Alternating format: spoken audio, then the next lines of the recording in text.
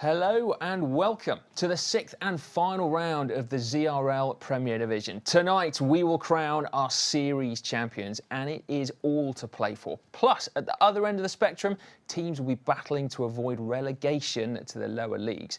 Helping me as ever to analyse all the action, I'm joined once again by Hannah Walker. Good evening, Hannah. Good evening, hello. Okay, right, so tonight we are in for fireworks, aren't we? More than usual, because Zwift have added in a little bit of extra spice to proceedings. A summit finish atop the Epic KOM in Watopia, plus double points on offer on the finish line, plus a cheeky little bonus halfway up the climb with 3, 2 and 1 series points on offer as well. So are we going to see some surprises? Oh, we certainly are. It's very, very tasty, and I love this format that Zwift have put together because things could all change and flip on its head. Good for some teams, bad for others. I think the way it's going to unravel is going to be hugely exciting, and I think teams are really going to have to be calculated about their tactics, their effort in certain points of the race, and then I think those series points, that bonus with around 2 kilometres to go, really throws things, because if some of the teams who perhaps are at the moment sort of in that relegation zone, they could have this plan where, well, they go all in for that point, they get a load of series points, and they sort of savoured themselves. Likewise, towards the top of the table, some of those who are just off the podium, perhaps those the likes of Heino, what could they do? They're very organised when they want to be, and it's the first time that we see a real out-and-out pure climbers section. Yeah, well, expect the unexpected tonight. The women's teams are racing first this evening. Before we dive into more detail about just what's in store, let's first remind ourselves as what's happened in the women's season so far. Gardner and Langham now trying to go clear, and they take maximum points over the top. It's bunching up. This is coming through the finish now. Gardner at a haste, I think, is there with Van Hoor, I think, that took that.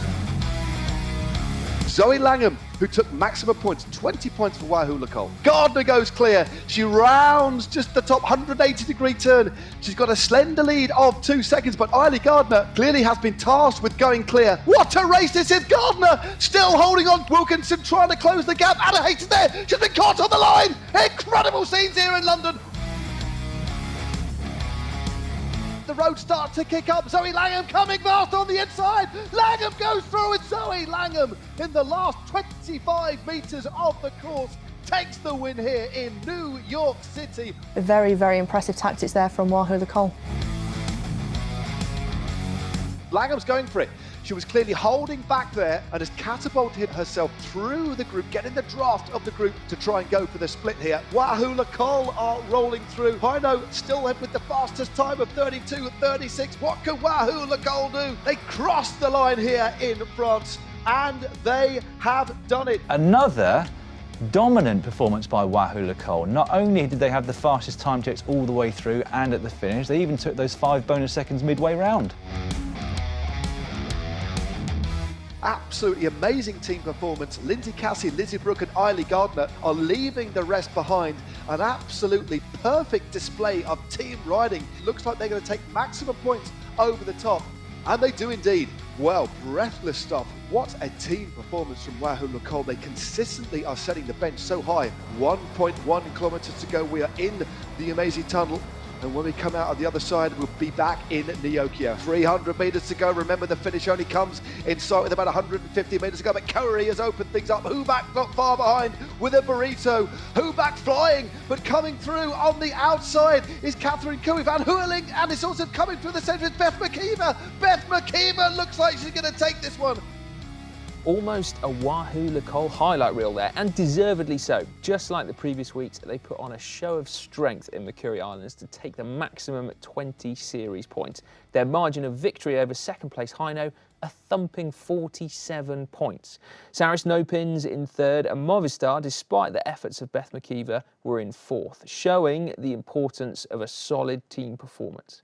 In the overall, confirmation of the dominance of Wahoo Lacole this season, a full house, 5 from 5 and a relatively comfortable lead of 10 points over Saris Nopins.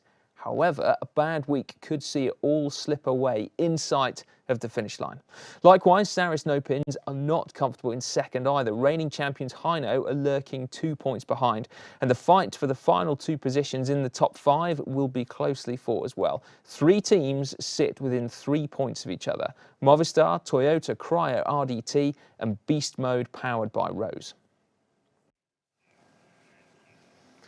Wahoo Lecole really have taken this season by storm. What's impressed me the most was that they had 4 out of 5 riders in the split over the big climb last week. Essentially, to me, that's kind of saying that not only have they got some of the fastest finishes, Hannah, but they've also got some of the strongest riders in the race. That said, this finish climb tonight is going to be unlike anything we've seen so far in the ZRL this season. Can they still deliver on that, do you think? That's going to be the question. I mean, it's this course and the amount of elevation we're seeing, the finish climb is like nothing we've seen in the ZRL Premier Division this season. And they do have a well-rounded team. Eiley Gardner, exceptional climber. Let's not forget about the other riders they have on their squad, their roster, who are really well capable of performing. And all in all, it's all about getting that strong team performance. Whether you win the race overall individually on the night, it's more about making sure that collectively as a unit you score well. And I think that's something that Wahoo Lecole have done tremendously this season. Yeah, basically they just have to avoid having a total shocker, don't they, tonight, I think. However, Heino, previous winners who, let it be said, have never not won a ZRL series, which is quite some claim to fame, are not that far behind, are they? And given their track record and their strength and depth, I mean, could they overtake, do you think? It's never over until we cross that finish line. There's no more kilometres left to ride in the ZRL Premier Division. You know, like I spoke about at the top of the show, that there is those bonus series points on offer. So 3 for the first rider across the line, 2 for the second and 1 for the third rider, totaling 6 points. They're 12 points behind Wahoo Lecole at the moment. And if they can sweep those 6 points, they're only 6 points behind, and anything's possible at this moment. And all it takes is for one team to have a bad night, a technical problem, perhaps just blow up on the climb. 6.2 kilometres, let's not forget, to the finish line. So it's not all over, and I think this is what makes it incredibly exciting. Absolutely. Plenty of room to blow up on a 6.2 kilometre long climb. Certainly. Absolutely. Right, now you haven't got long to wait until the racing starts. But in the meantime, we have been having a little bit of fun back here at GCN Megabase and Zwift Towers. So Matt, Dan, Dave, Hannah and myself have all picked our dream ZRL teams. 3 men, 3 women. And at the end of tonight's show, we will see which presenter and commentator has picked the best team, the ultimate all-stars. Now, Hannah, we're going to be waiting until after the women's race before we reveal our teams of big hitters. But we're going to start with Matt's team. OK, so here we go. These are Matt's all-stars, his Pixel Starships, in fact. Cecilia Hansen, Kristen Kulczynski, Beth McKeever, Lionel Vujasin, Takato Ikeda and James Barnes there. Kristen Kulczynski's an interesting one, isn't it? She's not got a huge amount of points, but a climber, we could see her deliver tonight, couldn't we, I think? You certainly can. I think she'll gain a lot of points tonight and sort of bolster her overall scoring tally. And I think that it doesn't show or tell the full picture with Kristen Kulczynski currently. Yeah, Matt has described his team selection, by the way, as all bases covered, plus these riders are aggressive and entertainers. Okay, next up, we got Dave Toll, monsters powered by Watts, which I love that. Always good for a catchphrase, isn't he, Dave? Beth McKeever, Zoe Langham, Catherine Curie, James Barnes again, Leonard Turgles and Teppo Laurier. Leonard Turgles for tonight, that's quite a good shout, isn't it, I think? Yeah, it certainly is, and a rider who's not afraid to be aggressive, be up towards the front, to go on an attack, and yeah, you never know what might happen. But I think a good, solid, well-rounded team Dave's picked, and the first person to already have a co-sponsor for their team, powered by Watts. Absolutely. If you're going to be powered by anyone, let it be Watts. Charisma is up there with one of Dave's Dave's attributes. Right then, next up we got Lloydie. So he has got some curveballs in there. So Ashley Moorman-Passio, esports world champ, you'd think is a pretty good bet, but only 12 points to her name. And Ollie Jones. Now this absolutely flabbergasted me, Hannah. He's only got 6 points. It feels like we've spoken about him at length every week, but he's only got 6 points. It does. I mean, when you look at these sort of the points that these riders have amassed over the last 5 weeks, like you say, you would just kind of think that Ollie Jones had amassed more points for his team, especially as they're sitting third overall currently in the overall team standings. Again, could all change by the end of tonight's race. He was in good form. He got second on a hilltop finish in the New Zealand Cycle Classic back in January. Could tonight be the night where it's all turned around for Ollie Jones? Well, potentially. If it doesn't, I'd really like to know what his team boss has to say about it. Anyway, let's see what the dream teams and the real life teams have in store tonight. They face the Climbers Gambit in Watopia, a summit finish atop the Epic KOM with a total race distance of 28.02 kilometres and 670 metres of ascent. There is a gentle start, if there is ever such a thing in Zwift Racing, fairly flat from the gun, but there's a sprint after just 5.2 kilometres of racing with 20 points maximum on offer for the first to cross the line. Then the Titans Grove climb comes soon after, 7.3 kilometres, with 40 points maximum available for the first rider. But it's not much of a climb, really, not at least compared to what comes next. The Epic KOM reverse is 6.2 kilometres long with an average gradient of 5.9%. The fastest known time for men is 12 minutes 46 and the fastest time for women is 14:26, requiring 6.5 watts per kilo and 5.75 watts per kilo to do it. The spice in the middle, though, a bonus segment of 1 kilometre during the main climb, topping out just under 3 kilometres before the finish, with 50, 20 and 10 race points, plus 3, 2 and 1 series points on offer, enough to disrupt the standings, particularly if one team dominates. There are a few metres of flat then before the finish, and on the line, more massive points, 100 for first, but it drops off quickly this week. In fact, points are only allocated to the first 20 finishers, not the first 30 as usual.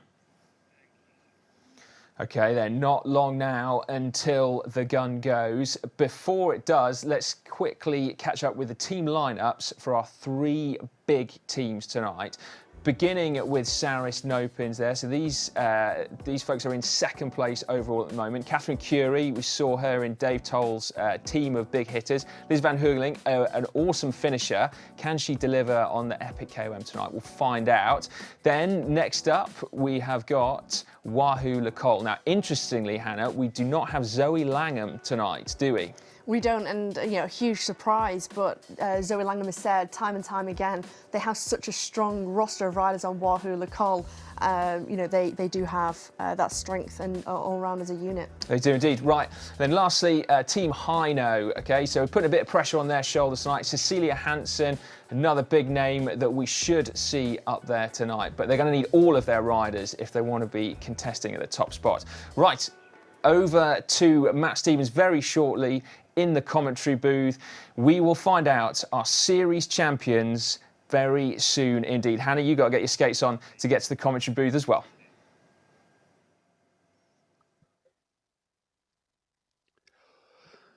Thank you very much indeed, Simon. We have finally arrived here. This is round 6 of the ZRL, the final round, the one that counts. Here we go. We are back in Watopia. As you know, we're on the course known as the Climbers Gambit for one reason. There's a lot of climbing. Distance 28 Ks, elevation gain in total 670 metres. As normal, it's a points race, and there are lots and lots of added points out on the course. As you can see, 20 at the Sprint Arch, 40 at Titans Grove. And then look at that. On the reverse KOM, there's a section that offers up 50 points as well as 3, 2, 1 series points, which will or could dramatically affect the overall. Power-ups today, well, we have the Feather, the Burrito, well, and my favourite as well. We saw that back in London, didn't we? The Invisibility Power-up, which makes you invisible to others for up to 10 seconds, or 10 seconds exactly. Should be a spectacular race. Who knows what is going to happen? This one is for the pure climbers. We've had some absolutely tremendous racing already over this season. By far my favourite season. There is Titans Grove. We're going to throw pretty much straight away to the racing because they are off. And there they go. Downtown Watopia, through the S's after this, then the sprint reverse, the Italian Villas, Hilly KOM reverse, Ocean Boulevard, Titans Grove reverse, Valley of the Dinosaurs, Fishing Village, then it's the Epic KOM. We'll hope listing through those points of reference on the course has almost given Hannah Walker time to settle down in her booth. And it's time for me to welcome Hannah Walker. Great to have you along. Great chat on the sofa. We're finally here, round 6. This should be an epic, well, as it suggests in the title, the Epic KOM reverse. A tough order for the back end of this race, but so many different factors at play here today, especially, Hannah, with the addition of all those points out on course. In fact, if one person were to collect them all, not counting the finish, you could snaffle up 110 maximum bonus points out of the course. It's quite incredible, isn't it, Matt? And like you say, can't believe we're already here for round 6 of season 2 of the ZRL Premier Division, and it's going to be a really interesting one for the teams, for the fans. I think for us as well, it's something that we've not seen before. We've not seen this amount of elevation. We've not seen such a hard finishing point on a course, and I think this is really going to test the riders, test the teams. What tactic are they going to go with? How are they going to play this one out? And I think with the distribution of those points, and especially with those series standing bonuses, it's really going to be intriguing to see how it all plays out. Yeah, we've got the first set of points coming up very quickly, around 3.5 Ks. We're heading. This is the Climbers Gambit course. We head up. We're in the S's already, and there we go. Already we're going to be very near the first intermediate sprint, which offers up a fair few points, 20, 10 and 5 for the first 3 riders across the line. Heading through the S's at the moment, they actually come into the sprint with a lot of momentum. We're looking at Maud Oderman, one of 3 riders from Canyon SRAM in that wonderful new kit. Neve Bradbury is there as well. Ella Harris, watch out for Ella Harris, one of the finest climbers out there. In fact, all of the Canyon SRAM squad are very good climbers. This could be a day that actually suits more of the road riders, the out-and-out road riders, as well as the Zwift esports specialists. But yeah, points on offer very early in this course. This is going to be a very attritional race, whatever way you slice it, Hannah. Oh, it certainly is, and like you say, it could play into the favour of those sort of out-and-out road riders, the likes of Canyon SRAM, who have been on a training camp. They've got their first big road race of the season coming up at the back end of this week. Likewise for Hayley Simmons, be interesting to see how she fares. Ashley Mulman-Passio too. It's on paper, it's a course that really suits those types of riders, but how it all plays out in the end will be interesting as we start to see Charlie Berry of the Rocker Corber Collective make a little move as we head towards the first sprint, the first opportunity, Matt, to score some points.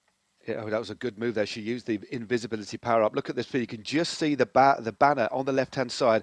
Berry still in front. Christian Kulczynski going very early as well. Clearly out to get some points. And these 3 riders have actually just eased themselves off the front. Lizzie Brooke and Beth McIver not too far behind. But Berry looking good for this one. But also coming up on the outside is Lizzie Brooke. Lizzie Brooke straight through the centre there, but Charlotte Berry has been swamped. It's Angela Roberts, I think, the American from ATP Racing, that's going to take this one. Superb sprint by her. Lizzie Brooke just behind Christian Kulczynski. Very active early on to take third place on the opening sprint of the day. A fast and furious opening few kilometres. And I tell you what, great sprint there by Roberts. We'll get the points up as soon as we can, but given this is going to be a course for the likes of Christian Kulczynski, that's a bold move to go early on, and I think she's perhaps already sensing that she's going to be out for a good day, but that's a big expenditure of energy so early on for Kulczynski. It is, but I think also making sure that she's putting herself on the front foot. She could just follow and surf the wheels there to Charlie Berry and sort of use her draft, just get in the move. She didn't contest fully like Angela Roberts or Lizzie Brooke did. She just scooped up those 5 points, a few points on the leaderboard just to set herself up nicely. And I think important to make sure you've got good traction on the other riders around you and sort of got a good focus on them. Yep, certainly that was a good bit of riding there. That sprint is done and dusted. The next appointment will be the Titans Grove QOM. Lots and lots of points on offer there. 40, 20, 15, 10 and 5. As we're looking at the stats of the riders. Just rolling through. Catherine Collin there, a former Zwift Academy finalist. Hayley Simmons also there. Has had a couple of technical issues on previous races. Hopefully that'll be sorted for this one. The former TT champion of Great Britain. She'll be heading to the UCI Esports World Championships in just a couple of weeks' time. Actually, only 13 days away, isn't it? Less than that. We're on Monday now. So 12 days to the Esports World Championships. And that's one of the reasons we're not going to see Zoe Langham here. She did mention that they've got a very strong Wahoo LeColl team here. They're in a very, very dominant position, leading the series standings heading into the final round. And there's confirmation. Roberts 20. They just slide off. There we go. ATP Racing with 20, Wahoo LeColl with 10, and Virginia's Blue Ridge 2024 to give them their new full name this season with 5 points. So a great start there by ATP Racing, who are actually one of the teams who sit in the drop zone. They're currently in 13th. So a good start from them, clearly looking at making sure they can move themselves out, if possible, of that drop zone, because it's the battle for the win and the podium and a win for the race as well, but also saving your skin in terms of the ZRL. Yeah, important to make sure that you try and get those early points, and I think get those early points on the board gives you confidence. It could be the difference of having those points on the board against some of the other teams who might not score highly or score at all, and in doing so, you sort of will escape that relegation zone. Well, we've just been through the Italian villas. We're heading up the hilly KOM reverse. This is a short and steep climb. And there you go. We're not actually going to offer up any points. This drags up, actually kicks up to around 10%, just under the giant statues we've got that dominate this particular hillside. We then drop down the other side onto Ocean Boulevard into Titans Grove, and we commence the Titans Grove reverse KOM. And that actually comes at around 7.3 kilometres into the race. So we've only got a couple of Ks before the second offering up of points on this course. But this is really quite a stiff, nasty climb, this one. It really starts to bite, doesn't it, here? And this is where sort of making sure that you've got a good position. You can see a few riders there from Wahoo LeColl just moving up very, very swiftly through the peloton up towards the front, because they know gaps will start to open up over the top of here. And the last thing you want on a course like this is to be chasing and sort of having to constantly close those gaps, close the gaps that open up in front of you from other riders when they start to lose that wheel. And it really is a bit of a spicy little climb here. We saw the max gradients of around 6-7%, and that just gives you some indication of what these riders are having to go through. Well, that was an interesting bit of riding there by the team of Beast Mode powered by Rose. The squad that sits in 6th place, Gabriella Schumann, Kimberly Miller and Elisa Hagel, really pressing on the power up that climb. We're looking at a first picture-in-picture of the night. This is Gabriella Schumann inside her pain cave. Looks more like her pain kitchen, to be perfectly honest. But a few riders are actually just detached. Actually, Ella Harris, one of the riders I did tip at the top from Canyon Tram, was actually dropped on that last little climb. Perhaps she can get back in contact on the descent. A little opportunity here for a bit of a respite. Dropping into that super tuck. 6.2 Ks already under the wheels of these riders. 21.7 kilometres to go. But remember, the final climb of the Epic KOM reverse is 6.19 kilometres in length, 5.9 kilometre average gradient. So it's a long one. The fastest ever time on Strava for the women up this climb is about just over 14 minutes. So that gives you an indication of the length of time they'll be spending on that very, very difficult climb. It's going to be so difficult, isn't it? And I think for me, it's when you put yourself into that rider's mindset, you're also unsure of what other riders are capable of, or how they're going, what their fitness levels are on a climb like this. How are they going to play it? Are they going to go very hard from the start? Are they going to wait? And it's just that waiting game, and sort of keeping at a high tempo, putting riders at unease, really, and putting it at that really uncomfortable speed, uncomfortable pace. Yeah, something for me, it's just got to be all calculated and to try and gain that advantage. Yeah, it is. It's going to be very intriguing to see the way the teams play out for the points, because we've got the Titans Grove QM 40, 20, 15 and 10, but then we do have a fair bit till we get to the bottom of the climb.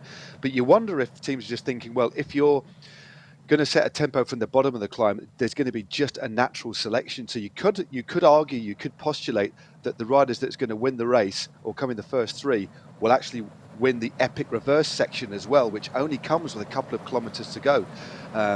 So difficult to see if riders are going to use that as a particular finish line, then have another teammate to finish it off, or whether the strongest will come to the fore and naturally take the added points as well. That remains to be seen, but it's certainly something to think about. When you look at the makeup of the climb, it's like you just mentioned, it's just over 6 kilometres, but it almost goes up in stages of around just over 2 kilometres. So you have these ramps where every now and then you do have a slight drop off. You have a very slight descent in the climb where you could get momentarily a breather, and that could be the difference of a rider getting back to that group, whether it's a reduced group, whether it's still a peloton, a larger group. As we see one of our first big attacks of the night, Steph Clutterbuck of the Movistar E-team, Matt. Yeah, good little move here by Steph Clutterbuck.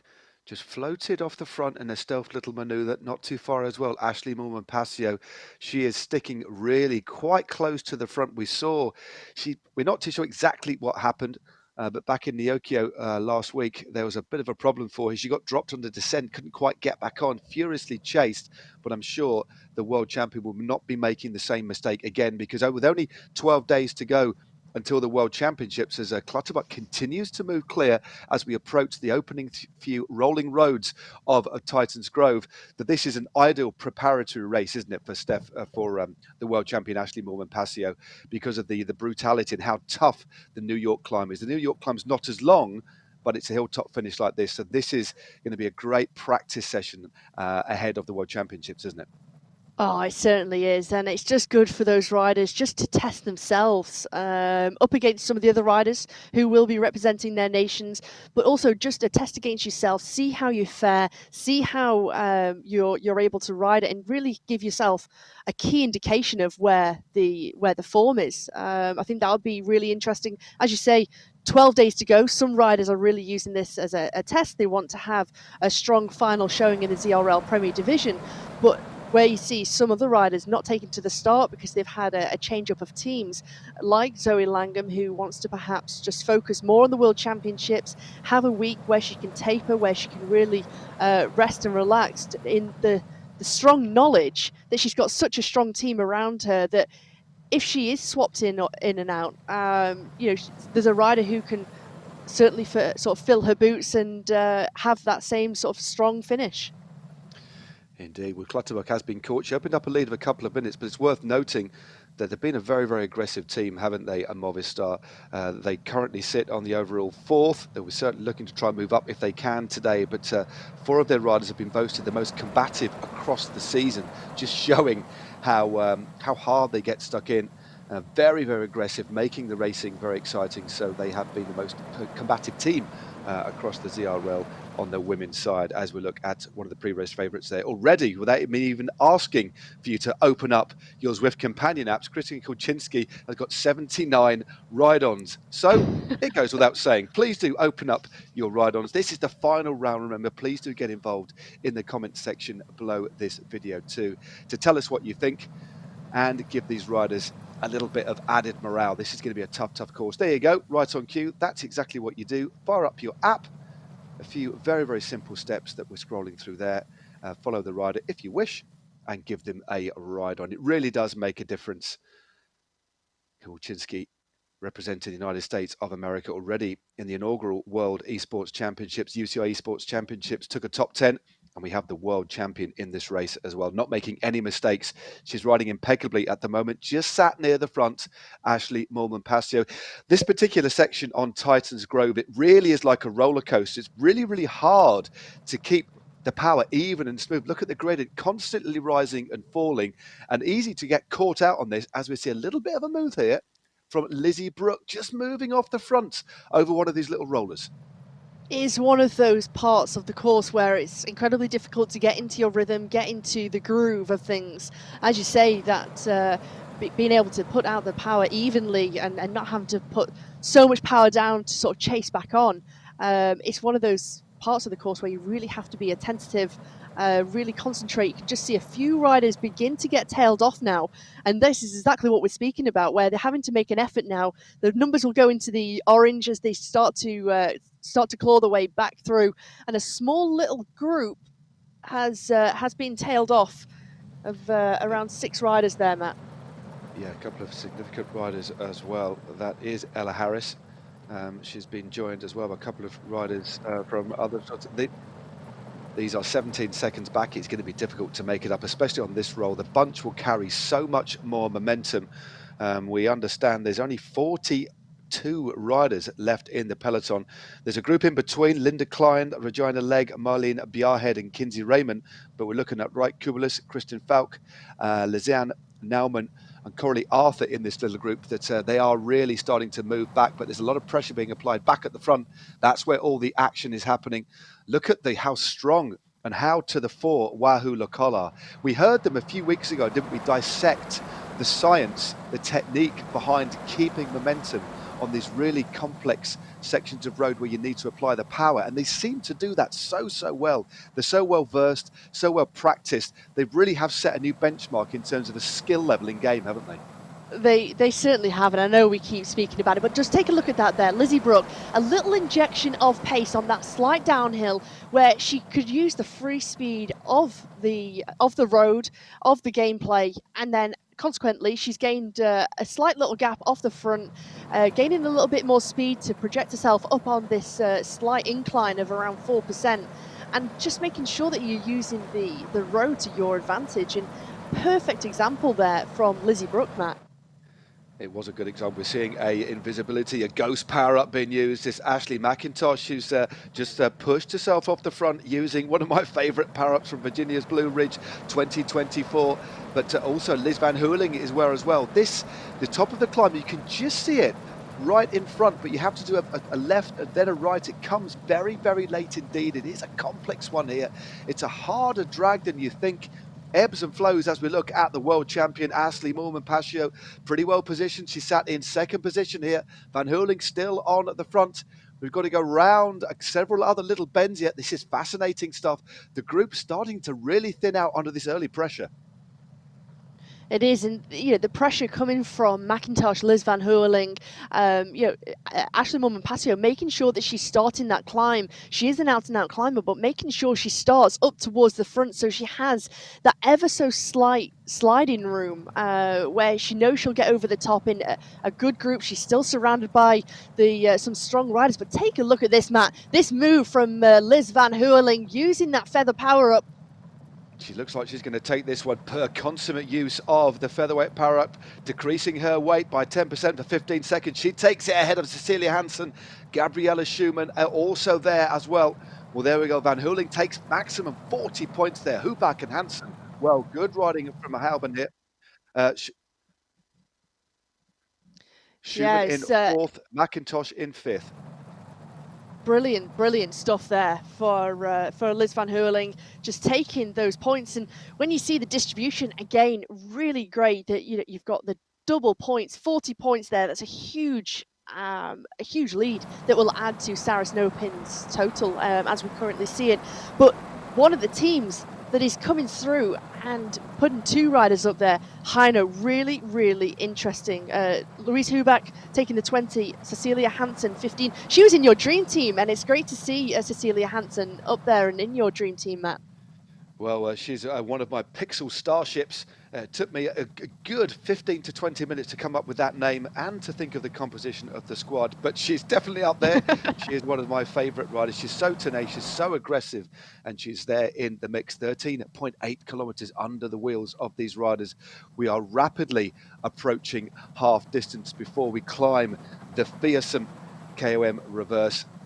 Eiley Gardner just in the centre. This is a pretty fast section here. They're carrying a lot of speed down here, and a few riders. This group has reduced actually now to just 21 riders so early in the race. And a couple of riders really sprinting to try and get back in contact. Ellen Wiseman, Laura Simmons and Natalie Stevenson. And then we have to go back another 8 seconds to Melanie Keller of the Ionian race team. So Laura Simmons of Wahoo Lokal with 2 other riders trying to get back in contact. That just shows how quick they went up that Titans Grove QOM, and it's not something we really talked about. I certainly didn't expect, Hannah, to see such a reduced field before we even get to the climb, which is approaching, as you can see, 11k's time. Absolutely, absolutely. When you look at the composition of this front group, only 2 riders represented for Wahoo Lacole, Eiley Gardner and Lizzie Brooke. 3 riders have been detached, and you just mentioned there, 1 rider was at a few seconds. That was Laura Semench, and she's at 4.5 seconds at the moment. So some of these other teams who have strength in numbers in this leading group, Saris Nopins, they'll be very, very happy with the way things are unfolding at the moment. They'll want to start to push the pace on, knowing that the series leaders are only down to 2 riders in this leading group. Well, a bit of a surprise as well. Well, not really a surprise. It does happen, doesn't it, sometimes. Steph Clutterbuck, who put that early attack in for Movistar, is now finding herself out of the back. Perhaps caught, there was a ferocious pace that was set up at the QOM on Titans Grove. And if you put yourself into red on one of these attacks, the last thing you want to do is get caught before a climb. It's very, very difficult to get back into that rhythm. You're essentially in debt for a while, and the speed of these riders on this course today is absolutely tremendous, taking no prisoners at all. But Clutterbuck fighting to stay in contention. She's in a group now, quite a big group, with Maud Oderman, Monley Keller, Hayley Simmons there at 14 seconds trying to get back in contact. It's still doable, but the pace of this group in front is going to make that a very, very tall order. It certainly is. It's quite electric on this part of the course. You see the gradient 4% in the top right-hand corner of your screen, and when you look at the sheer speed that the group is travelling at the moment, it's really quite incredible. Something to you just see a couple of riders just struggling to get back on at the moment, just trying to use their feather power up to try and give them as much assistance as possible. But Matt, take a look at the red jerseys. 5 red jerseys with that white H on their back. Hino Racing have 5 riders in this leading group. Is this their challenge to try and take the team overall series from the hands of Wahoo Lacole at the moment? Well, all it needs, I mean, that mathematically they can do it because we've got the extra 3 series points out on the course. The fact they've got 5 riders in this group potentially gives them the chance to score far more points than everybody else. A lot still can happen out on the route, but Hino Racing Team are certainly rolling back the seasons. They currently sit 3rd overall behind Saris and Wahoo Lacole, but anything is possible from a mathematical perspective. We just have to see how the rest of the race pans up, but it sets things up very, very interestingly for this final climb. They're using that experience, aren't they? Lewis Huback, Cecilia Hansen, Vicky Whitelaw, Alice Lethbridge, Melanie Mora, as you said, Hannah, all in this front group. And it does look a little bit ominous right now, doesn't it? Just moving themselves up towards the front, and I think they've perhaps just realised what is going on around them. And when you look at the makeup of this leading group, 23 riders remain in this leading group at the moment, 5 of them from one team. And when you look around, Toyota Cryo RDT also having a very, very strong evening tonight. Tammy Miller in that leading group. She's got a couple of teammates for company too, which is fantastic to see, and a team that have really impressed me actually over this season. I think they've gone from strength to strength. They've come on leaps and bounds, and really impressive to see the way that they've been racing. Yeah, it really is another team that have got some pretty decent numbers. 4 riders I can spot in there for Saris Nopins as well. So the team sitting in 2nd position overall, also looking very, very strong today. 10 kilometres to go. Remember, that's to the finish line, but we have 50, 20 and 10 points on offer on this epic reverse section. It comes between kilometre 24.5, well, that's when we get that red line, but the actual points are on offer at 25.5 k's to go. So, done, should I say. So that's about 2.5 kilometres to go. So lots and lots of points on offer, and we have a very, very interesting composition in relation to this front group. It's still, wouldn't say hanging in the balance, but there is a lot to play for, and several teams really with standout performances already. There we go. That is the chase group with Hayley Simmons. They certainly haven't given up. They were 14 seconds about 5 minutes ago. They're certainly putting in a big, big performance to at least try and limit their losses. But it's worth reminding everybody again that for most rounds, the top 30 riders get points, but for this one, it's only the top 20, and then they're weighted towards the top 5 or 6 as well. It certainly is. When you look at the makeup of those points, 100 points for the first rider across the line. Then it drops quite dramatically, 75 points. Again, a big drop, 50 points. Then we go down in a bit of smaller decrease of 40, 35, 30, 25, 20, 15, 12, 10. And then it goes down in 1 point all the way to the 20th rider across the line. So like you say, completely different. And one thing that we haven't mentioned is at the bonus segment, not only are the series points available of 3, 2 and 1, it's 50, 20 and 10 points for tonight's race available. So that certainly puts teams and riders right up there in that team standings to put them in good stead for tonight's team standings. It's like a pirate's treasure, and it's like a big treasure chest that you're going to be opening up. Almost like Raiders of the Lost Ark. So much gold bounty on offers for these riders today in Watopia. We're going to drop back down into the tubes here, and then we'll head out the other side, back underneath the ocean, before we head on to the lower slopes of this climb. We're looking at Alice Lethbridge, picture in picture at the moment. 43 ride-ons for the British rider from Hino. She is in this front group with all of her teammates. Yep, Melanie Mora is just at the back. That group with Hayley Simmons about 19 seconds behind. They're still maintaining a good rhythm, but they are moving just that little bit slower as we look at Kristen Kulczynski. Already got a few points on the scoreboard, but for me, with their team sitting mid-table, there are no threats to the overall. There's no real threat for them to be dropped at all. I think today for Kristen Kulczynski, she just wants to round out the season like she did last year with a win, because of all the riders here, this course is pretty much designed for Kristen Kulczynski and 1 and 2 others. It's a really specific effort that's needed here, and she has got the capabilities, and she's also got the capability to be one of the most popular riders in this era. 165. Are we going to get a record amount of ride-ons for the very, very popular American? It's incredible, isn't it? I mean, if there was ever a course designed for Kristen Kulczynski, a finish designed for her, this is it. And that picture-in-picture, just you see her, how relaxed and composed she looks. She doesn't look phased by what's going on. She looks very relaxed. She's just taking it all in her stride, thinking about what's to come on that final climb, not wasting any energy at all. You know, real rock solid upper body, and I think that composure as a rider is exceptional. And I think, you know, she knows she's in good form. She knows she's done all the preparation. She knows this is a course for her.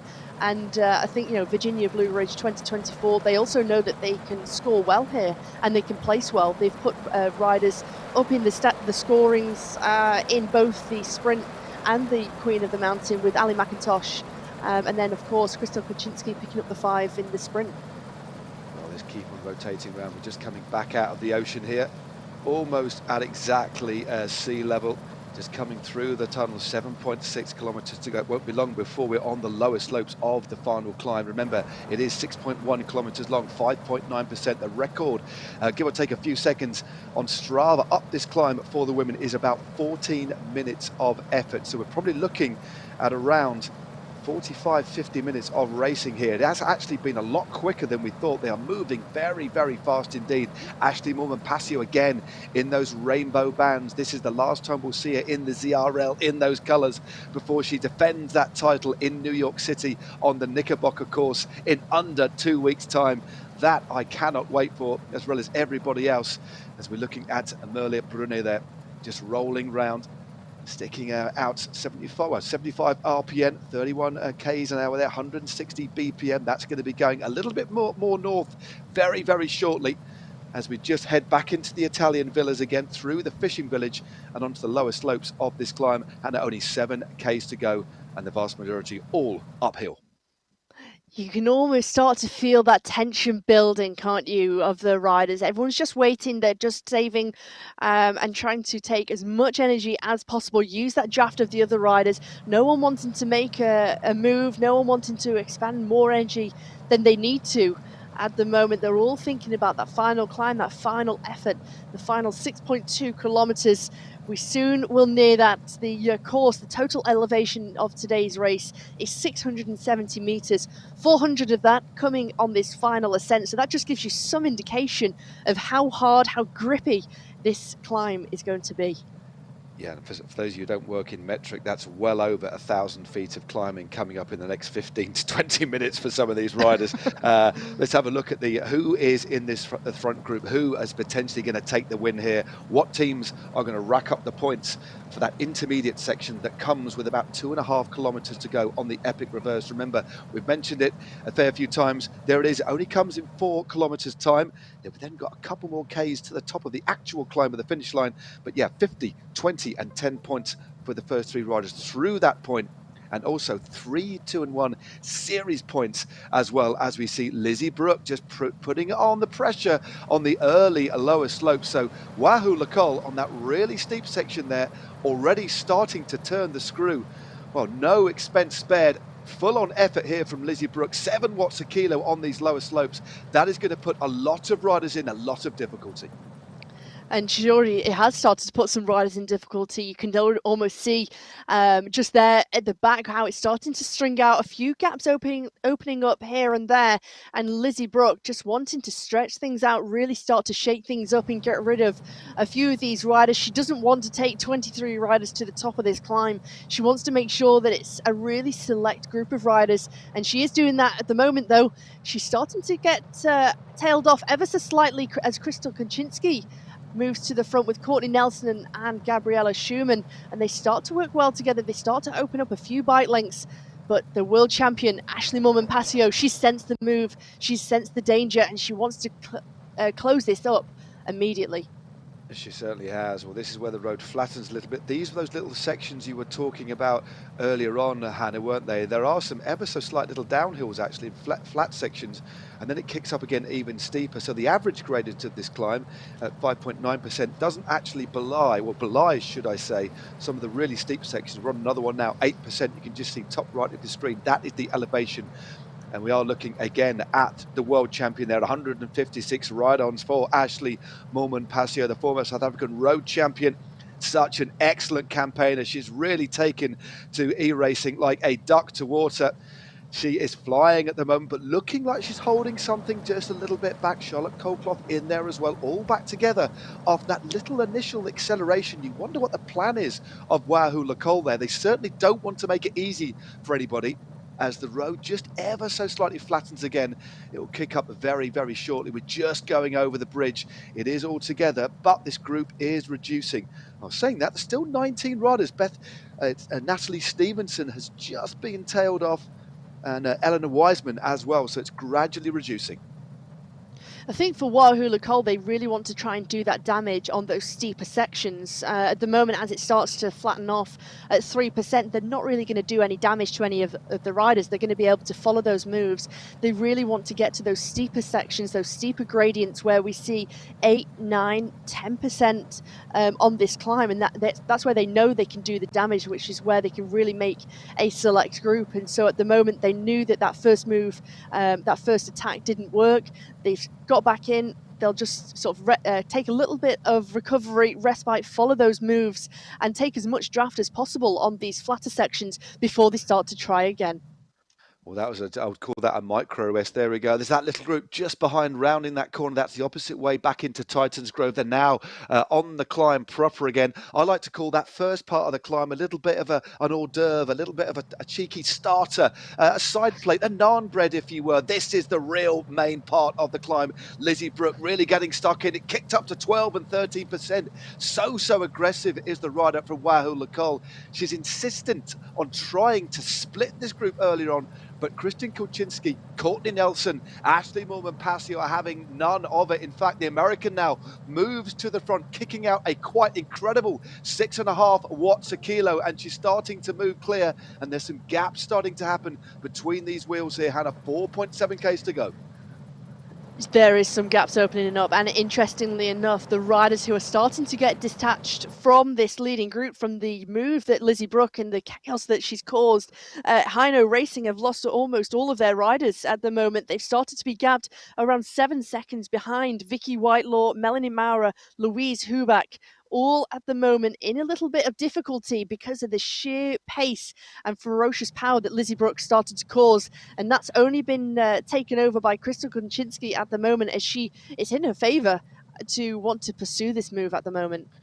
Yep, she's just going to ride it. Looks like she's just going to ride her own race. She has a very particular way of racing, and that's just gutsy. She just gets stuck in. She's starting to open up a very, very slight gap, only half a second. If she gets another half a second, the riders behind her will be out of her draft. This, again, is one of these little moments of respite. You can just see -6%, the group just catching her here. Ashley Moolman-Pasio never far away. She's ridden a very, very attentive, intelligent race. She moves to the front, takes the lead, in fact, now. Courtney Nelson there, Cecilia Hansen, Alice Lethbridge is there as well. Courtney Nelson, Catherine Curry, Liz Van Hooling, or Saris Nopins are grouping exceptionally well. They look now to be the dominant team as we head towards the top of this climb. 24 Ks under the wheels, 4 kilometers to go as we look again at the world champion, Ashley Moolman-Pasio, out of the saddle. Saris Nopins, they are only 10 points away from Wahoo Lacole in the series standings. Let's not forget, Matt, they have 3 riders in this front group. The first 3 riders across the line in this bonus segment, they can score 6 points, which would put them only at 4 points away from the overall lead of Wahoo Lacole. And as it currently stands, they only have Lizzie Brooke for Wahoo Lacole in this leading group.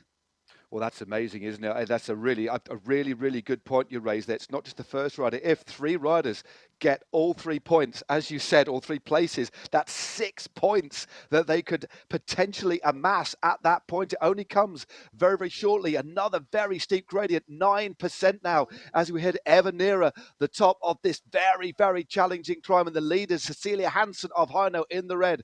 Courtney Nelson is also there in the pink and white of Saris Nopins, the world champion there in third wheel there, looking resplendent in the rainbow bands. Kristen Kuczynski moving across the gap there. Catherine Curry also desperately trying to stay in contact, out of the saddle, latches onto the wheel of her fellow American. And we have 5 clear riders now moving away from the rest of the pack. It's really starting to show now, isn't it? Those riders who are the pure climbers who can really suffer on this type of climb, and also the ever-changing gradients here, Matt. Yeah, this is just another little dip. So important that you make sure you keep on the power, because this is where the gaps open up. Courtney Nelson, Ashley Moolman-Pasio moving to the front. This is that section. That was the gantry there. That was the flag that would take us through to the final point on this climb where the bonuses are. Ashley Moolman-Pasio determined to try and open up a gap. Still 3.3 kilometers to go to the end of this race, but only around 800 meters until the bonus point. But I don't think Ashley Moolman-Pasio is thinking about the bonus points. She's thinking about cracking the rest of these riders, because she is absolutely flying up this climb.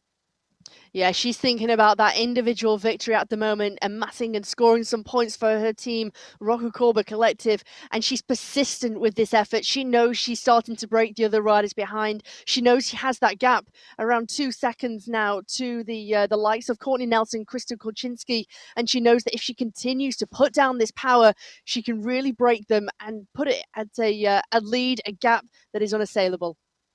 Ashley Moolman-Pasio leads 1.5 seconds behind as Courtney Nelson, who's slowly but surely winching the South African back. Krista Kuczynski, another 1.8 seconds behind. She's in third wheel, but look at this. The use of a wonderfully timed use of a power-up feather there for Courtney Nelson as she romps up this climb. This is all about trying to score those bonus points. If she gets across the line at this intermediate point, she'll get 50 points towards the race points and then 3 points towards the series as well. This is what this is all about. You can just see at the top of your screen there, the orange gantry. That is where those points will be given, and she's opened up a decent gap of 2 seconds now on Ashley Moolman-Pasio. Can she sustain this? Is this a predetermined plan for Catherine Curry to then take over? So Nelson is flying, Moolman-Pasio behind, Hansen at the moment in third. Exceptional timing of the power up there for Courtney Nelson. She clawed Ashley Moolman-Pasio back using that feather power up. And take a look at this. Who's coming fast up behind? Cecilia Hansen from Hino. Is she going to take this from Courtney Nelson and take the 3 series points, Matt? She certainly looks like it is. Remember, Hino are in third place at the moment, but Cecilia Hansen, the Swede, is absolutely flying. She used that invisibility power-up. She used the ghost, and she has absolutely spirited her way up this climb. She's opened up a 3-second advantage. 68 power-ups, well, open up. your app and give us some more, because this is spectacular racing from the Swede. She's going to romp home to take maximum points at this intermediate point, but then she still has just over 2 kilometers to go. So Cecilia Hampson takes the points. Great ride there from Courtney Nelson in second place. She'll take 2 series points for no pins. Ashley Moolman-Pasio, the world champion, crests over the top in third. She'll take the final 10 bonus race points and the final 1 series points. There are the 3 riders out in front. Fourth on the road at the moment is Christian Kulczynski, but she's at a distant 8 seconds. But what has that taken? What has the effort from Hansen and Nelson taken out of them, Hannah, for the final push to the line here? She brought out a huge lead there, 7 seconds. Courtney Nelson on the descent managed to get back on terms with the Swedish rider, but just take a look at the damage that's been done behind from further afield. In the top 10, 10th place at the moment, currently sits at 33 seconds. And that just shows the damage being done on this climb. But Ashley Moolman-Pasio, she's able to respond after her initial effort. She's clawed her way back. She's got that feather power up, and she's been able to leave Nelson and Hansen and start to open up a gap on this really steep gradient. This is the type of gradient that really suits Ashley Moolman-Pasio. This is where she excels. And if she can gain some time and really put the other riders under pressure, just take a look at the effort that it takes on this final climb for Moolman-Pasio.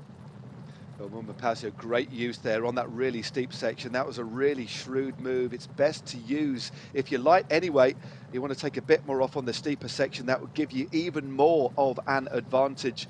2:05 in terms of power ups, and look at the gap now. She is slowly moving away from the rest of the field. Courtney Nelson is at 7.3 seconds. Christian Kulczynski is in third at just under 9 seconds, and then it's a big gap back to Cecilia Hampson. This race is split all over the mountainside. What a ride this is. What a demonstration of raw power by the world champion, Ashley Moolman-Pasio. There is confirmation at the bonus point. Hansen took the points there ahead of Nelson and Ashley Moolman-Pasio. And it is the world champion who has 1,600 meters to go. But I can tell you what, Courtney Nelson and Christian Kulczynski have not given up yet. There's our predicted series points, Matt, on the left-hand side. Wahoo Lacole with the 114. Saris Nopins, though, they're clawing their way back. 109. Hino Racing Team at 108 points. So it's going to be so close here. Exceptional stuff.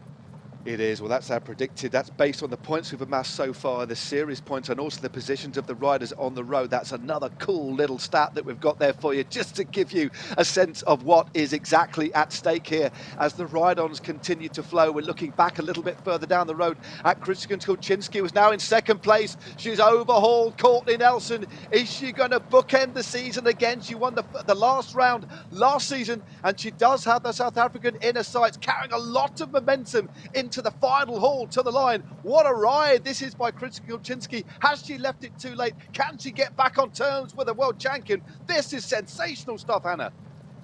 Well, for Krista Kulczynski, she's got nothing to lose at the moment. She has Ashley Moolman-Pasio in her sights.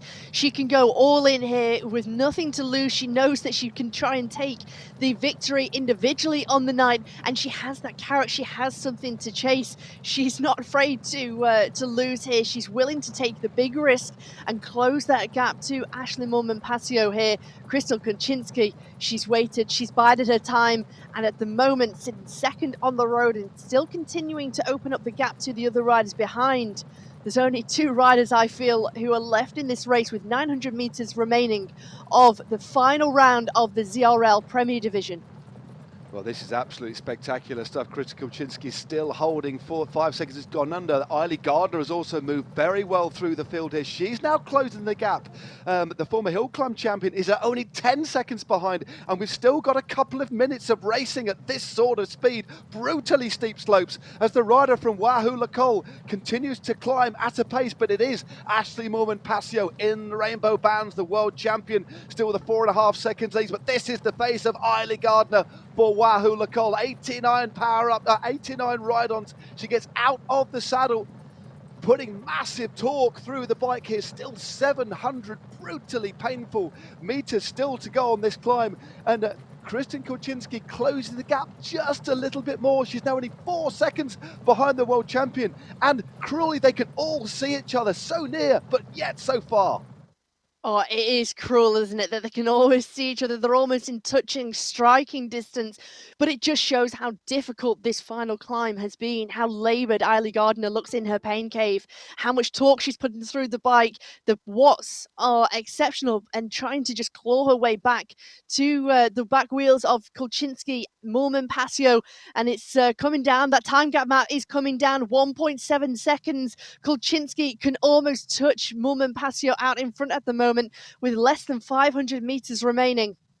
450 meters and counting. Kristen Kulczynski has almost overhauled, but not quite the world champion. Look at the face of the world champion. They're rocking from side to side, urged on there by her crew, by her family there in Girona. Kulczynski now 1.7 seconds behind. Eilidh Gardner falling back to 9 seconds.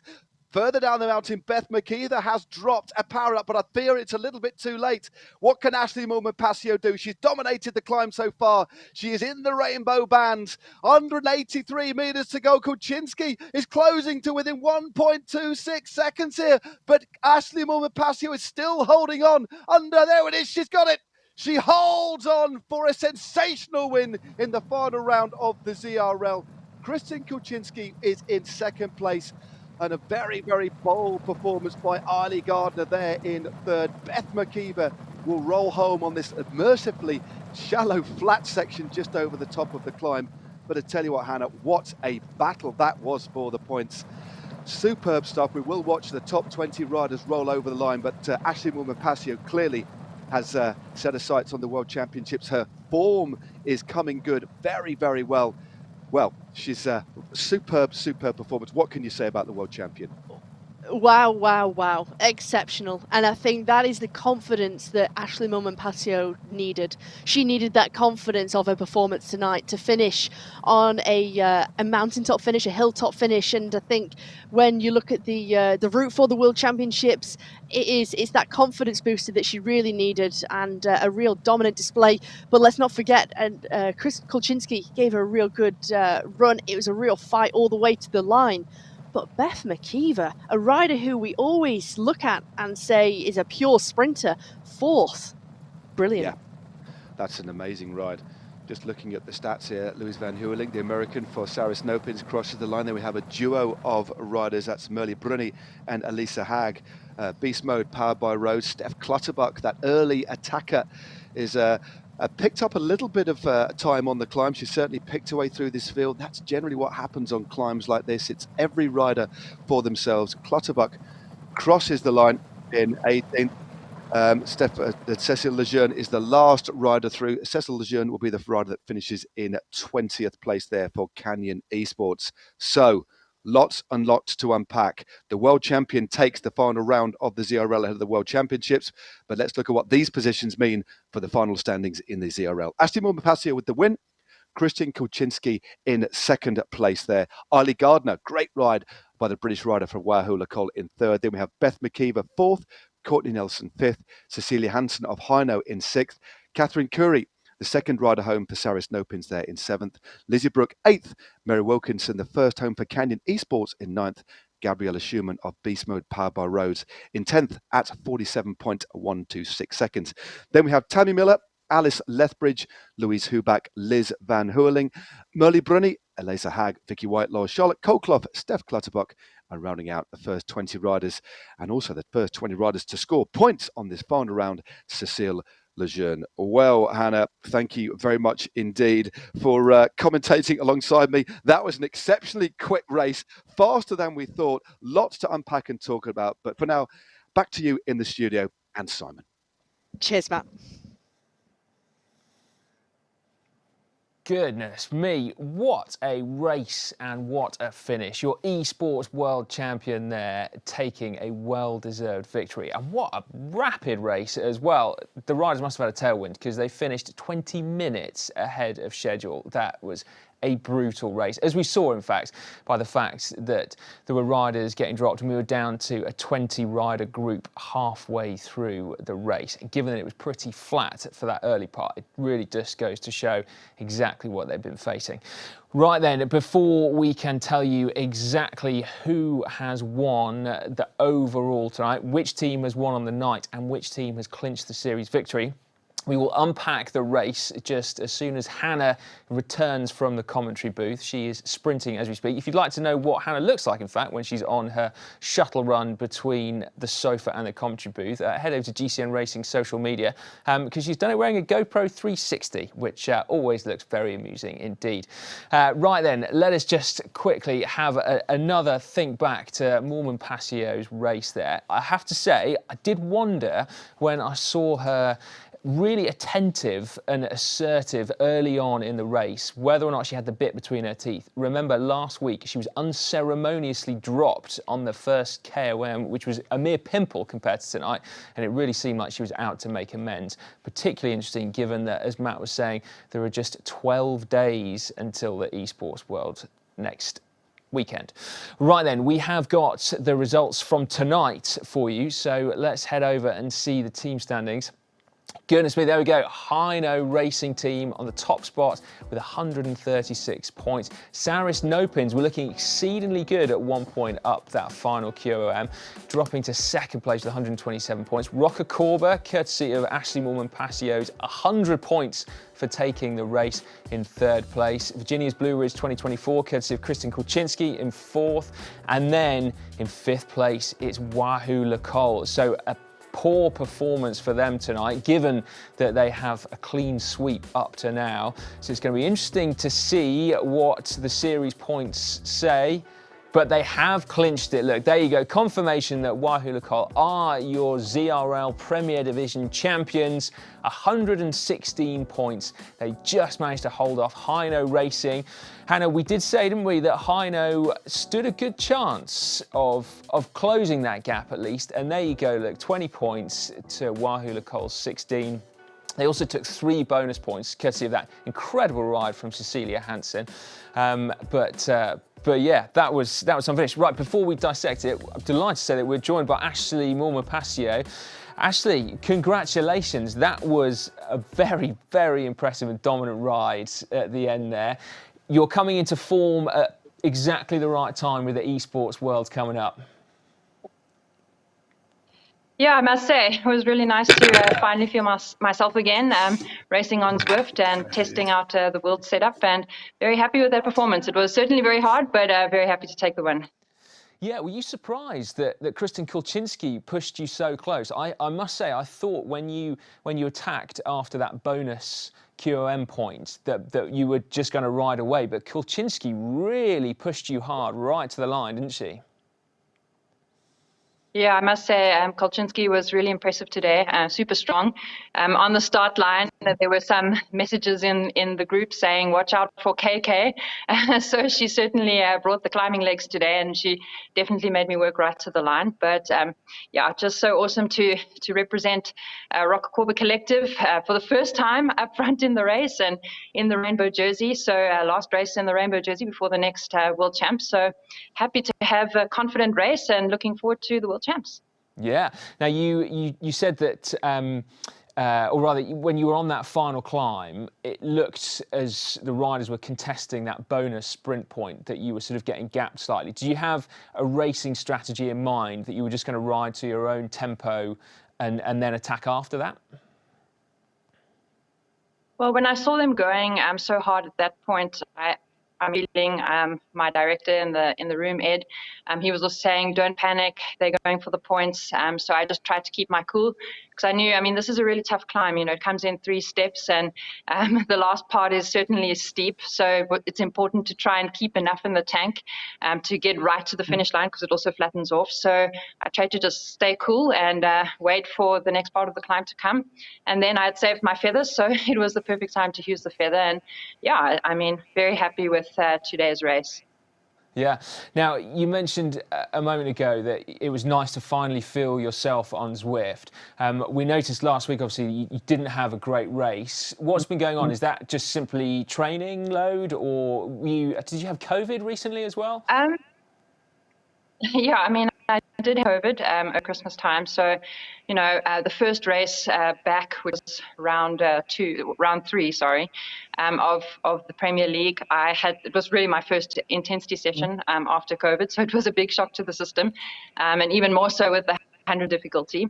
So then I kind of managed to get on top of the 100% trainer difficulty. I was happy with my TTT. I'm really happy to be, racing for Rock Corporate Collective and trying to help the girls in my team to grow as cyclists. So we were really proud of our effort in the TTT. And then last week I was on Team SD Works training camp. And unfortunately, I had a horrid night with just Wi-Fi issues, trainer issues. So actually, after the race, when I downloaded my file, there were points for the 5, 10, 20%. 20-second efforts where I was 36% lower than what my Garmin power meter was reading. So that's obviously what caused me to drop. And yeah, it wasn't an easy night. I didn't sleep at all that night because it was really a horrid race. But luckily, after the fact, we could analyze the data and realize that I had technical issues. And so then I've actually come back from training camp early tonight to be able to race at home in my own setup and to test the World Champs setup. So now I'm pretty happy with my setup and looking forward to it and confident for the World Champs. Good stuff. That does explain last week then, because it did look out of character, it has to be said. I noted, by the way, you pushed 5 watts per kilo average tonight, which, the race was splitting to pieces early on. Were you taken aback by quite how hard it was early on? You were down to 20 riders, I think, over that second QOM. I wasn't super surprised that it split so early because the Titans Grove is quite a challenging part of the course. And if you don't stay attentive and on top of it, it's easy to kind of get caught out. So I was making sure that I was always near the front, watching the moves, making sure that no one was trying to get off the front. I must say, it just makes such a difference to be on a good setup, to have the Wi-Fi working. Last week was just such a horrendous race that this week actually felt pretty easy. So, of course, 5 watts per kilogram is not easy by any margin, but I must say I'm very happy to have had a good training block with my SD Works teammates. So we certainly were challenging each other on training camp. I could feel that my form was finally coming back after COVID. So, yeah, it seems like timing's on my side, and looking forward to keeping this momentum for the next 2 weeks. Great stuff. Ashley, thank you very much for talking to us. Some ominous words there, I think, given the esports world's coming in 2 weeks' time. So best of luck for that, and well done again for tonight. That was a fantastic performance. Pleasure to watch. Right then, Hannah, that was really an amazing race, wasn't it, from Ashley? We talked at length, didn't we, last week about what might have happened. That explains it all, doesn't it? It certainly does. It certainly does. And I think that also gives her confidence. I mean, as she said, I'm very tired. I think you got last week, heart rate on that. Awful race. Didn't sleep after working? it, which obviously is not good for the next part of the training block coming up. But it just shows how much it means to her that she's gone home early from the training camp with SD Works. She wants to have her own setup. She wants to make sure that she's on the setup that she'll be using for the World Championships.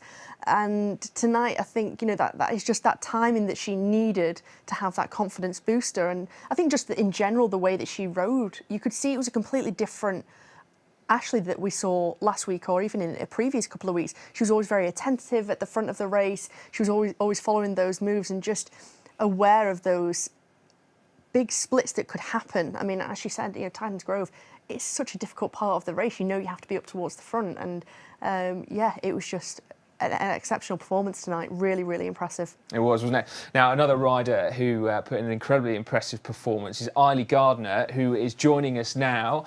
Eiley, congratulations. 3rd place on the night on what was a fantastically tough-looking final finish. Your team tonight perhaps didn't quite back up the performances from previous weeks, but still, you on the night, you've got to be pleased with your personal performance, I guess. Yeah, I've been looking forward to this one the whole series, and I think it was a lot tougher than I expected. Got distanced quite early on the last climb, so just kind of tried to hold the pace I could maintain. But still, it's been a really good series with the team, and yeah, I've enjoyed every race, so it's a good way to end it still. Yeah, so you say you sort of struggled with the pace early on the climb. Were you very much riding to your own tempo then? Did you have a wattage in mind that you were gonna try and hold? Yeah, I just started really hard. I guess some people are going for the bonus segment. I think my heart rate was like 205 within the first 2 minutes. So I knew that if I kind of tried to stick with the front, then I'd majorly blow up later on. So I just kind of hoped that some riders would start pulling back. So that kind of worked out, but I think I still messed up the beginning a little bit. But yeah. Well, it was pretty close at the end. Now, talk us through your team selection for this race, because there was a bit of change, wasn't there? Zoe Langham not racing tonight. What was the talk in the week leading up to this like? Some riders who hadn't raced this season yet, I think, in your lineup. Yeah, so we've sort of been rotating through, and yeah, we had a few climbers in this race, but yeah, it's been sort of, yeah. I guess just kind of everyone got a turn to race, and yeah. Coming into the ZRL, having not raced before yet this season, I mean, it must be a shock to the system, I would imagine, the early pace and the ferocious tempo, particularly up Titans Grove. Yeah, I thought it was going to be a bit more of a relaxed start. I thought it was kind of just going to be, well, as a sprint and then the QOM, but I thought it would be more gentle and then explode at the last climb. But it was actually really hard pace from the get-go, and yeah, kind of shed a lot of riders early on. So we didn't quite have as many as we would have hoped going into that last climb. But we still had the plan, and we tried our best to execute it as we've been trying to do every race. So yeah, well, and let's face it, you still are the series champions. So huge congratulations to all of you. It's been not just a great performance tonight, but also a fantastic performance for the previous 5 weeks as well. I can't, now I've got you, not ask you about the Esports World Championships. Are you going? And if so, what's your expectations for that race? Yeah, I'm trying to I am going to it, but I'm trying not to put too much pressure on it and kind of just enjoy the experience, because it's a cool opportunity to even be able to race it. So yeah, just gonna have some fun and yeah, see how it goes. Great stuff. All right, well, best of luck for that, Arlie, and congratulations again to you and the whole team for a very impressive, very dominant ZRL season. Thanks very much.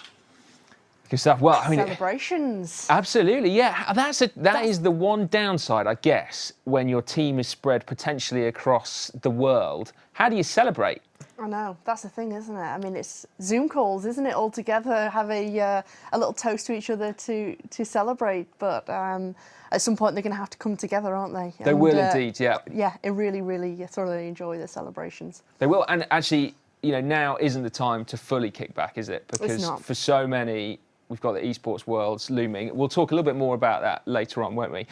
For now, though, I believe we've got Cecilia Hansen's attack to get that those bonus points at the sprint halfway up the QOM rather. Sorry, it really was a ferocious move, wasn't it? It really was, and you know, she had Courtney Nelson in her sights. She was able to overhaul her, and just prior to that, she dropped that invisibility power up where the riders in the group just slightly behind didn't know she was making that move. She came with so much speed and power, and the gap that she opened up immediately was exceptional. You know, it got to the top of the arch, and she had around 7 seconds. And for Hansen, it was those vital series points and the 50 points that she would take for the night series points that were so vital for Heino and elevated them in the series overall. And it was really impressive to see the way that she executed it. But likewise with Courtney Nelson of Saracen Opens, those vital points, 2 points to go towards the series overall. Yeah, I mean, like Wahoo Nicole did have a comfortable margin of victory still in the end. But given that they had a shaky night by their standards, didn't they? And so you can't help but think that it could actually have gone Heino's way. It could. It really could have gone all their way, because at one point they had 5 riders in that leading group. Wahoo Nicole only had the 2 with Isla Gardner and Lizzie Brooke. And, you know, it could have all gone to sort of, all that work could have been unravelled because of those series points and because of the big points amassed on the evening. As it turned out, Heino, they only had the 1 rider picking up the series points to amass the big points come the finish line, and Isla Gardner still had a strong finish, let's not forget, with that 3rd position. But it was that touch and go moment of, are they going to hold on to this? And when you look at where Heino came from, tonight they were 12 points adrift. They only finished 5 points adrift from Wahoo Nicole in the end. That's some comeback, isn't it? It really is. I think it's fair to say big thumbs up from us for this spicy final round. We've got to say as well, haven't we, that whereas Wahoo Lecole haven't really put a foot wrong in the women's category all season, I don't think.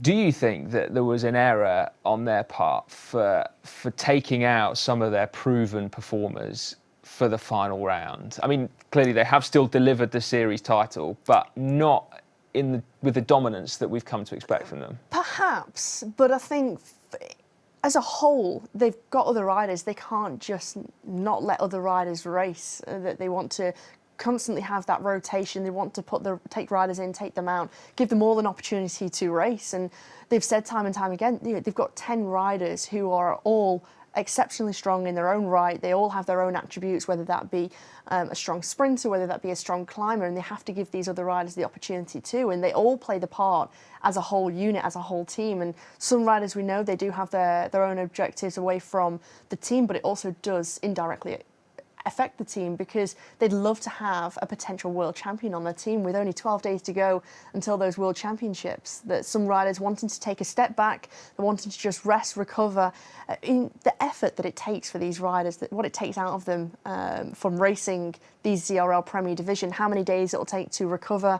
Let's not forget, then, not full time, they still have jobs, university, other things going on around sort of their if they're a mother as well, children to look after. So there's so many factors to think about, and I think for Wahoo Lecole, they wanted to put the different riders in too. Yeah, I mean, it's an interesting dynamic, isn't it? Because I guess if this was a real world Pro Tour team, you think of the ZRL as like the Tour de France or the Spring Classics. You take your A squad and they're the riders that are in, week out.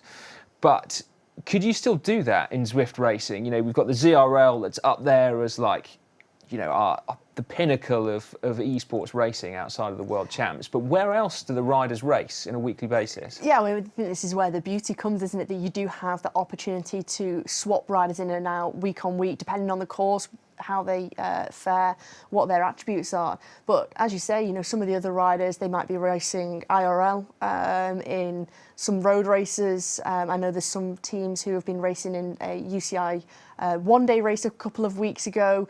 They'll race a stage race coming up this week for some of those riders, Hayley Simmons being one of them. And let's not forget, there's other races, esports races going on Zwift as well. You've got the time trials, you've got races on a Thursday night, Friday night. I mean, you've got races at every point of the day of the week. So for these riders, it's really picking and cherry picking where you want to race, where you need to sort of gain some form, which races are going to be training races too, because as you say, this is the pinnacle of esports, but they might do some other races throughout the week which are purely a training base, seeing how they can fare, picking courses that, especially, I would be, if it was leading into the World Championships, a course which has a lot of elevation, a lot of climbing, and something to replicate that. They could be doing that as well. Yes, I would imagine more than a few people will, actually. Right then, we've got a very interesting graphic for you now showing which racers amassed the most points this season. So there we go, Beth McKeever on top. We should come on to her in just a moment, actually, because she put in a phenomenal performance tonight, didn't she? Lizzie Brooke there in second with 227 points. Liz Van Heuveling in third with 219. Zoe Langham in fourth, despite not racing tonight. Yeah, that is some effort, isn't it? And Eiley Gardner there with 202 points. So we've got 3 Wahoo Lecole racers in the top 5 there, and Beth McKeever on top spot. I had her down as a sprinter until tonight, primarily because last weekend we saw her, last Monday, we saw her winning that sprint with no power up, out sprinting riders that had, draft power-ups and whatever else. And yet, here she was, finishing 4th on top of the Epic KOM. It blew my mind when we saw the results come through, and as I said in the commentary with Matt, what a performance. I mean, really, it is standout because we look at her to be this out-and-out sprinter who has a lot of speed, a lot of power. Last week was perhaps a little indication of what she can achieve, but again, it wasn't a hilltop finish, a mountaintop finish. It was a flat run into the finish line, and when you take a reduced bunch to the finish, regardless of her power-up or lack of power-up, she was still able to beat them and have the better of them. But tonight, to have the type of finish we did, and for her to finish 4th, that is showing something, and that is telling something that a rider of her calibre, of her speed, power, can do something on a climb. Absolutely, because that's a long climb. It's not like a power climb, is it? When we're talking like 14 or something minutes, you know, that's a very different type of physiology to those 6, 10, 20-second efforts. Absolutely. And it's, you know, when you look at it on paper, it's built for a pure climber, a rider who excels on anything that goes upwards, any ascent, and yeah, she was able to conquer it. She clawed her way back through. She was able to go and suffer with all those mighty attacks that were going earlier on the climb. The devastating attack from Cecilia Hansen to take the series points, and still clawing her way back. And Cecilia Hansen, yeah, she overhauled Cecilia Hansen in the end. Yeah. Now, as if it were planned, we actually have Beth McKeever on the line for us now, which is brilliant. That makes me very happy. Beth, congratulations. I don't know whether you've heard, we've just been discussing your ride tonight. And actually, I think it was almost one of the standout performances for us because, you know, I'd had you sort of pigeonholed as a sprinter after your incredible performance last week. And then now to finish 4th on top of an epic climb, that was phenomenal. Did it surprise you, or did you know that you had that in the legs? Yeah, it was a surprise. You just kind of got to try and trust your pace. It's a bit of a longer effort than I'm used to, so it was just about trying to hold on and then just, managed to pick up a few riders on the way up, which, just kept going. So did you have a set power in mind? So you hit the bottom of that climb and went, right, here's my numbers, this is what I'm going to do? Honestly, I just kind of went on feel. Just see what I could do over the distance and just kind of try and try and not let people get too far away from me. And then, just hold on as long as possible. Well, you really did. I mean, have you had a chance to look at the numbers that you're putting out tonight? I mean, were they like personal best numbers, or have you done more in training? I haven't quite looked yet, actually. I was just trying to catch my breath, but I'm sure I'll be analysing it later. Good stuff. Now, let's talk about the season as a whole then. What's your assessment of Movistar's performance over the 6 rounds? Yeah, I think we've done really well. It was obviously we had a new rider, Hayley, this season, so coming together, it all happened quite last minute. So coming together and actually being able to be together in Almeria for the 2nd or 3rd race, it was just an unreal experience, and I think that it really helped us all gel together really nicely as a team with the boys as well, and just like you don't usually meet your teammates in real life. So yeah, it was really great experience, and I think we've all had so much fun this season, and the support from Movistar has also been great, so we're very lucky. Yeah, I don't know whether, again, you saw what was going on just before we joined you for interview. You are the rider that's amassed the most points as an individual out of anyone in the ZRL this season, with 240 points to your name. Does that stat surprise you, or did you have an inkling that you were the ZRL's most successful individual? I didn't have any idea, actually. Just as we were chatting just now, I think a text came through from my mum telling me that. So that's, quite surprised, but that's nice. Yeah, well, I mean, it really is like testament to your abilities. Now, I understand that you're not going to the World Championships. Was that a choice that you made a while ago, or was it simply a selection thing? No, I'd actually planned to do the continental qualifiers, but just the week running up to it, I actually came off the bike when I was outside and suffered a bit of concussion, and I broke my finger, so I couldn't take part in it. So it's a bit disappointing, but it happens, and there's always next year. Yeah, that's absolutely gutting. Do you think perhaps when it comes to a country, a nation putting together their esports team, the selectors maybe need to have a little bit more of a holistic view of which riders to take? Do you think because it's a new emerging discipline that they're perhaps not sure which are going to be the best riders for the squad? Yeah, obviously, I mean, it's such a new concept to cycling in general, so it is more difficult to kind of target and understand what riders maybe would suit certain races better than others. But yeah, the women's GB team is so strong, so I'm really looking forward to watching them absolutely smash it. I'm sure they're all going to do so well. Yeah, well, that is very good of you. Given then that you're not racing Esports Worlds, what's your next objective on the bike? I think just getting ready for outdoor season. It's coming around quite quickly, and it looks busy this year. And then obviously next season of Zwift Racing League starting in April as well. So no rest, or not for very long anyway. Just keep on going. Yeah, can you tell the audience who you're racing for this year? Where can we watch you racing in real life?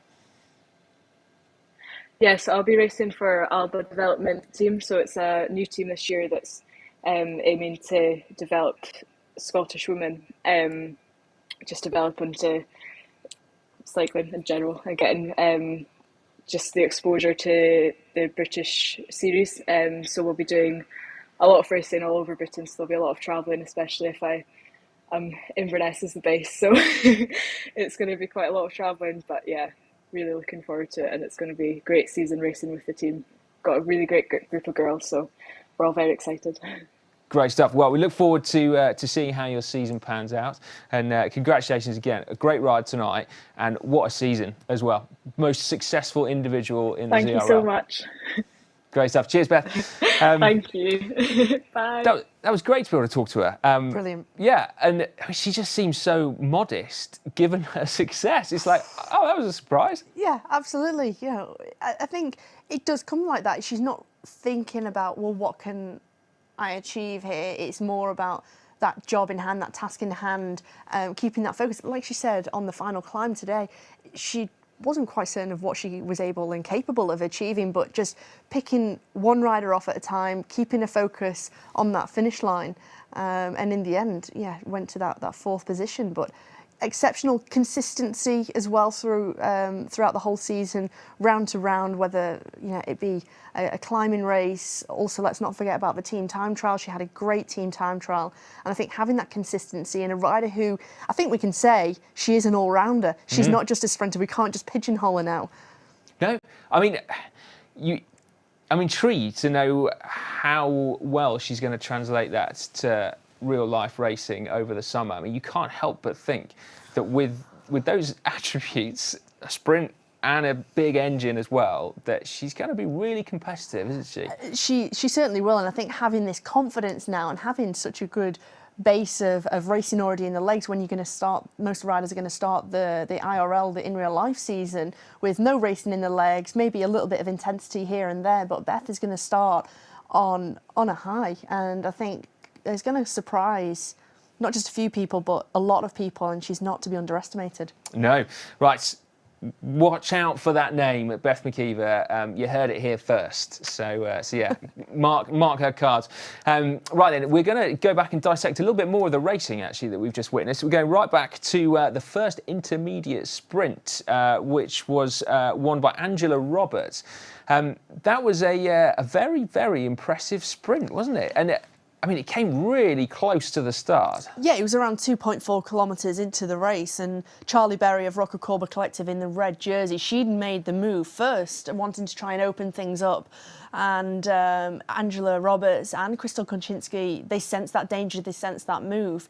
And for Angela Roberts, it was getting those vital points, those 20 points on the board that ATP Racing, they so desperately needed. Absolutely, they did. And interesting seeing Kulczynski up there as well in that intermediate, because she hasn't typically gone for intermediate sprints, has she, like this season? She hasn't, but again, I don't think it was a case that she needed the points, or the Virginia Blue Ridge 2024 needed the points. It was more of a case of, we're starting to see potentially a dangerous move going off the front here. Let's just track it, let's just follow the move, surf the wheels, use the draft, and make sure that we're there in case a bigger split does happen, because we saw shortly after that, once you start to get a little bit more climbing as you go through the twists and turns and those roller coasters, it's really hard to have that power distribution, that even power distribution, get into a rhythm, and that's when we started to see your riders really come into a little bit of difficulty, and we saw that kind of first selection of riders begin to happen. So I think for Kolczynski, just a wise move. Yeah, she was hungry tonight, wasn't she? She was really hungry. She was. Right, let's move on to the second sprint point then, shall we? Taken by Liz Van Hooling. You know, Liz very kindly got in touch with me on Instagram. She's a coach in real life, and she'd heard me bemoaning my lack of sprint. She's offered to give me some tips. Brilliant! How cool is that? Yeah. So Liz, if you're watching, then I'm going to take you up on that offer, because I really do need to sort it out. Yeah, you might have your work cut out. Apologies in advance, but there we go. Anyway, here we go. Look, Titans Grove. I mean, that was some huge power, wasn't it? And a very well-timed power up. It certainly was. I think, you know, that timing of the power up mixed with her power, and you can just see the picture-in-picture, which is always brilliant to see, because it just shows how much effort a rider is putting in to take these points. And again, another really important part of the race for Saris No-Pins. 40 points on offer at that QOM, and you know, so vital for those overall standings. And I think for Liz Van Hooling, you know, she stormed onto the scene, didn't she, in round one in Nyokio, when she took the individual victory on the night and really stamped her authority. And it's, I think for Saris No-Pins, again, another team who has a really well-rounded set of riders who are able to excel on all different types of terrain, all have their strengths and their capabilities and attributes. Yeah, I mean, they perhaps will be sort of slightly frustrated maybe that they lost second place on the night tonight, but it was looking very, very good for them until the last possible moment, wasn't it? So still a lot for them to be happy with, I think, this season. Definitely. Right, let us head over and turn our attention to the men's racing, shall we? That is coming up very shortly indeed.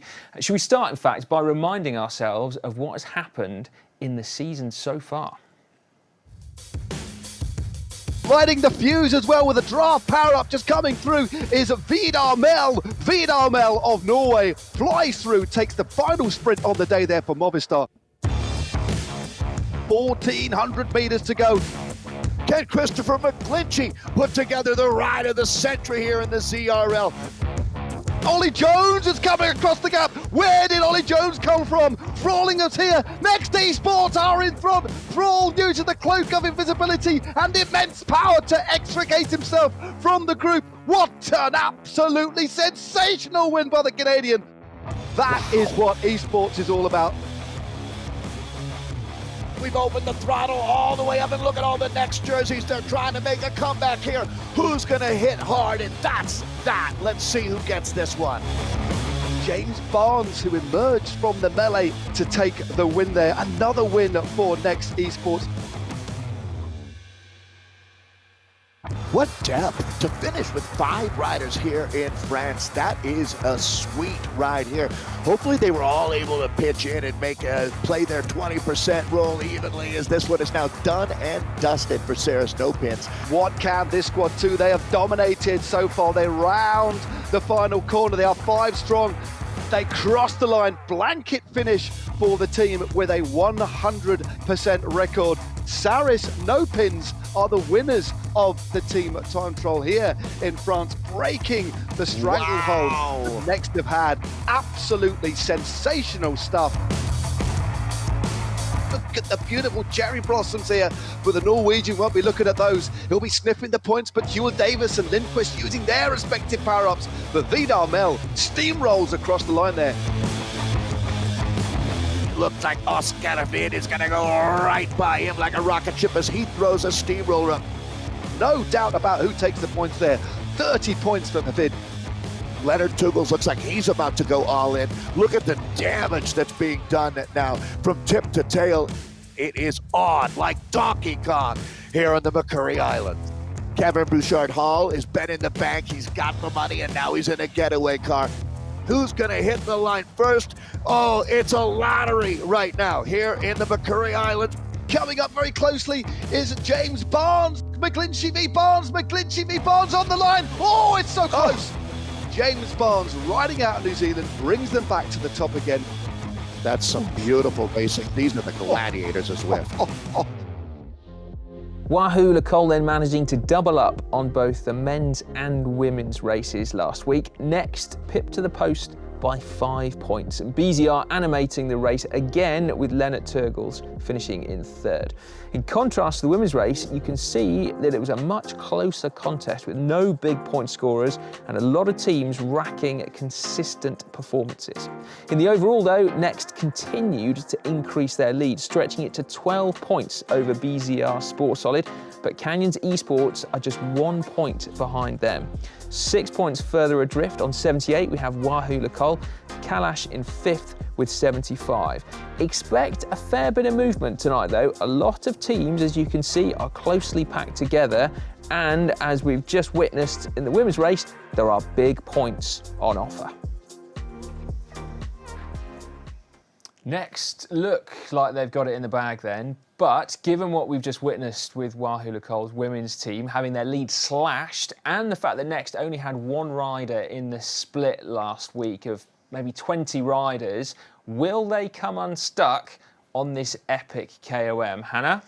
Well, they have a 12-point lead to second place at the moment. If we see what happened in the women's race, as you just rightly mentioned, anything could happen, especially with those bonus series points for the 3, 2 and 1. Again, like I said, in the women's race, if one team took first, second and third at that sprint bonus, that's 6 points to their overall tally. Likewise, you know, for any of those teams who are perhaps in that relegation zone or just off the podium, it's not a tall order here. This is certainly doable. Yeah. Now, the big competition of the night, of course, is among the GCN and Zwift commentators and presenters for our dream teams. Hannah, you and I have kept our cards close to our chest so far. Would you like to reveal your team of hitters? Yeah, drum roll. Here we go. Lightning Whippets. I like your team name. Yeah, thanks. Well, I think, you know, like Matt said, this was the hardest part, to think of a great team name. So we went with Lightning Whippets. I have a Whippet myself, and we were sat on the sofa picking the team, and I thought, looking at the team that I've picked, good, strong all-rounders. We've got a good mix of climbers, sprinters. James Barnes, I actually saw, also has a Whippet, so there we go. We're becoming a Whippet team. But yeah, no, it's a strong team of all-rounders. Strong team of sprinters and climbers who can perform all round. I don't want to go off topic, but I've got a Whippet too. Have you? I have, yeah. We'll talk about this later. Yeah, tune in next week for Whippet Weekly. Now, you have made a mistake that I've made. Not that we could do anything about it, but I also have Zoe Langham and Lois Addergeest in my lineups because they've done brilliantly this season. But neither of them are racing, this week, which is terrible. I've got Beth McKeever though, so get in there. James Barnes, all how many presenters are there? 5 presenters have had James Barnes in their lineup, which is pretty telling, isn't it?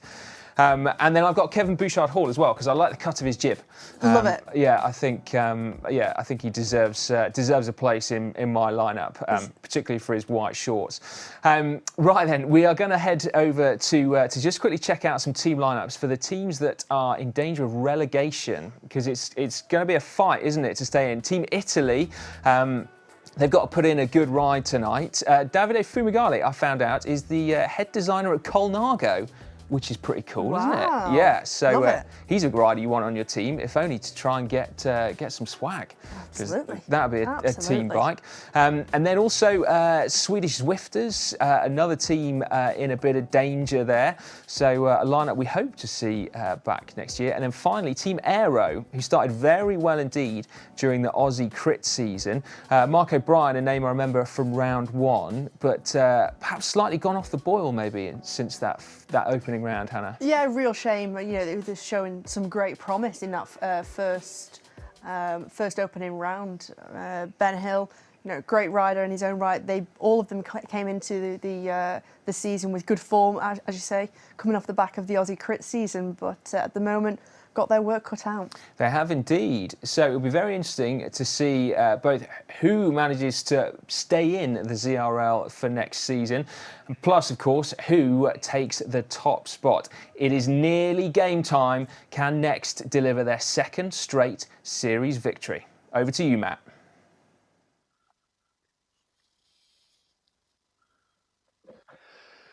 Thank you very much indeed, Simon. Well, if the women's race was anything to go by, this should be spectacular. It is the Climbers Gambit course today. We're back in Watopia, distance of 28 Ks, lots of elevation, 670 metres of elevation, and lots of points on offer today. Sprint Arch gives up 20, Titans Grove KOM 40, the reverse climb 50, plus those all-important 3, 2 and 1 series points. And as we saw in the women's, anything could change today. So many variables. They are the power-ups, Feather, Burrito, and my firm favourite, Invisibility. And another power-up, well, he's the human power-up. I'm going to say it again because he really, really is. He is a monster powered by Watts. It's Dave Toll. Dave, great to have you alongside me. What a treat that was in the women's race. It's been a wonderful ZRL so far. I cannot wait to get the final men's race underway. Really defines the season, doesn't it, Matt? That kind of racing, that kind of aggression, and the tactics as well. I feel like an astronaut right before we launch because this is going to be absolutely incredible. All right, here we go. Riders are out on course. So, Matt, so much to talk about. Start things off with some points, as you called it, a little bit of an appetizer, a little bit of just wet the beak a little bit here in the first few K. I wouldn't get sucked into it, though, to tell you the truth. We have so many points on offer. What a season it's been. And I have to say, I'm here for the whip it talk as well, to tell you the truth. I've got time for that. So I like Hannah's team as well. And I have to say, Hannah, what a great colleague it's been. We really appreciate Cy and Dan. And it's been a lot of fun this season. So here we go, Matt. Yeah, we got Tyler West on the screen there. Sarah's per by no pins. You've got to take your hat off or even your headband off for the hairstyle. We've had some of the best hairstyles of the ZRL. And tell you what, we've got an attack already. We're looking at Tyler West, but Daniel Jamrozic has catapulted himself up the road from downtown Watopia and has already gone clear. What a move by Daniel Jamrozic, one of my favourite riders out there. Unorthodox in his tactical approach, but always makes for some very, very exciting racing. And perhaps Dave was trying to catch everybody unawares to go for the first sprint arch. Remember, 20, 10 and 5 on offer after the S's and that downhill drag into the first sprint of the day. And it happened so quickly out here, Matt. Really just used 2.8 kilometers on the odometer. Jamrozic has always been willing to upset the apple cart. This is going to be then BZR Sports Solid. When you look at the season now, BZR and Canyon are really locked in a battle. Next might be out of reach. I think they're almost in a different postal zone, postal code out here, but another team here that's going to look for some early points. That's Restart for Jamrozic, the American, but going up and over the top is going to be David Deschmeck here. BZR Sports Solid, very active, and here we go, Matt. First points at play coming up very, very quickly. Yeah, indeed. We were going over this really, really difficult to control your power rolling section. Always a bit complicated, this one is. It's really, really important that the riders keep the power on, keep that momentum. The last thing you want to do in these opening few Ks is get dropped off the back, especially at this speed. The women did a lightning speed race, far quicker than we expected, and I think the men are going to do the same as well. A lot of riders dropping their early power-ups because very, very shortly they're going to get another one.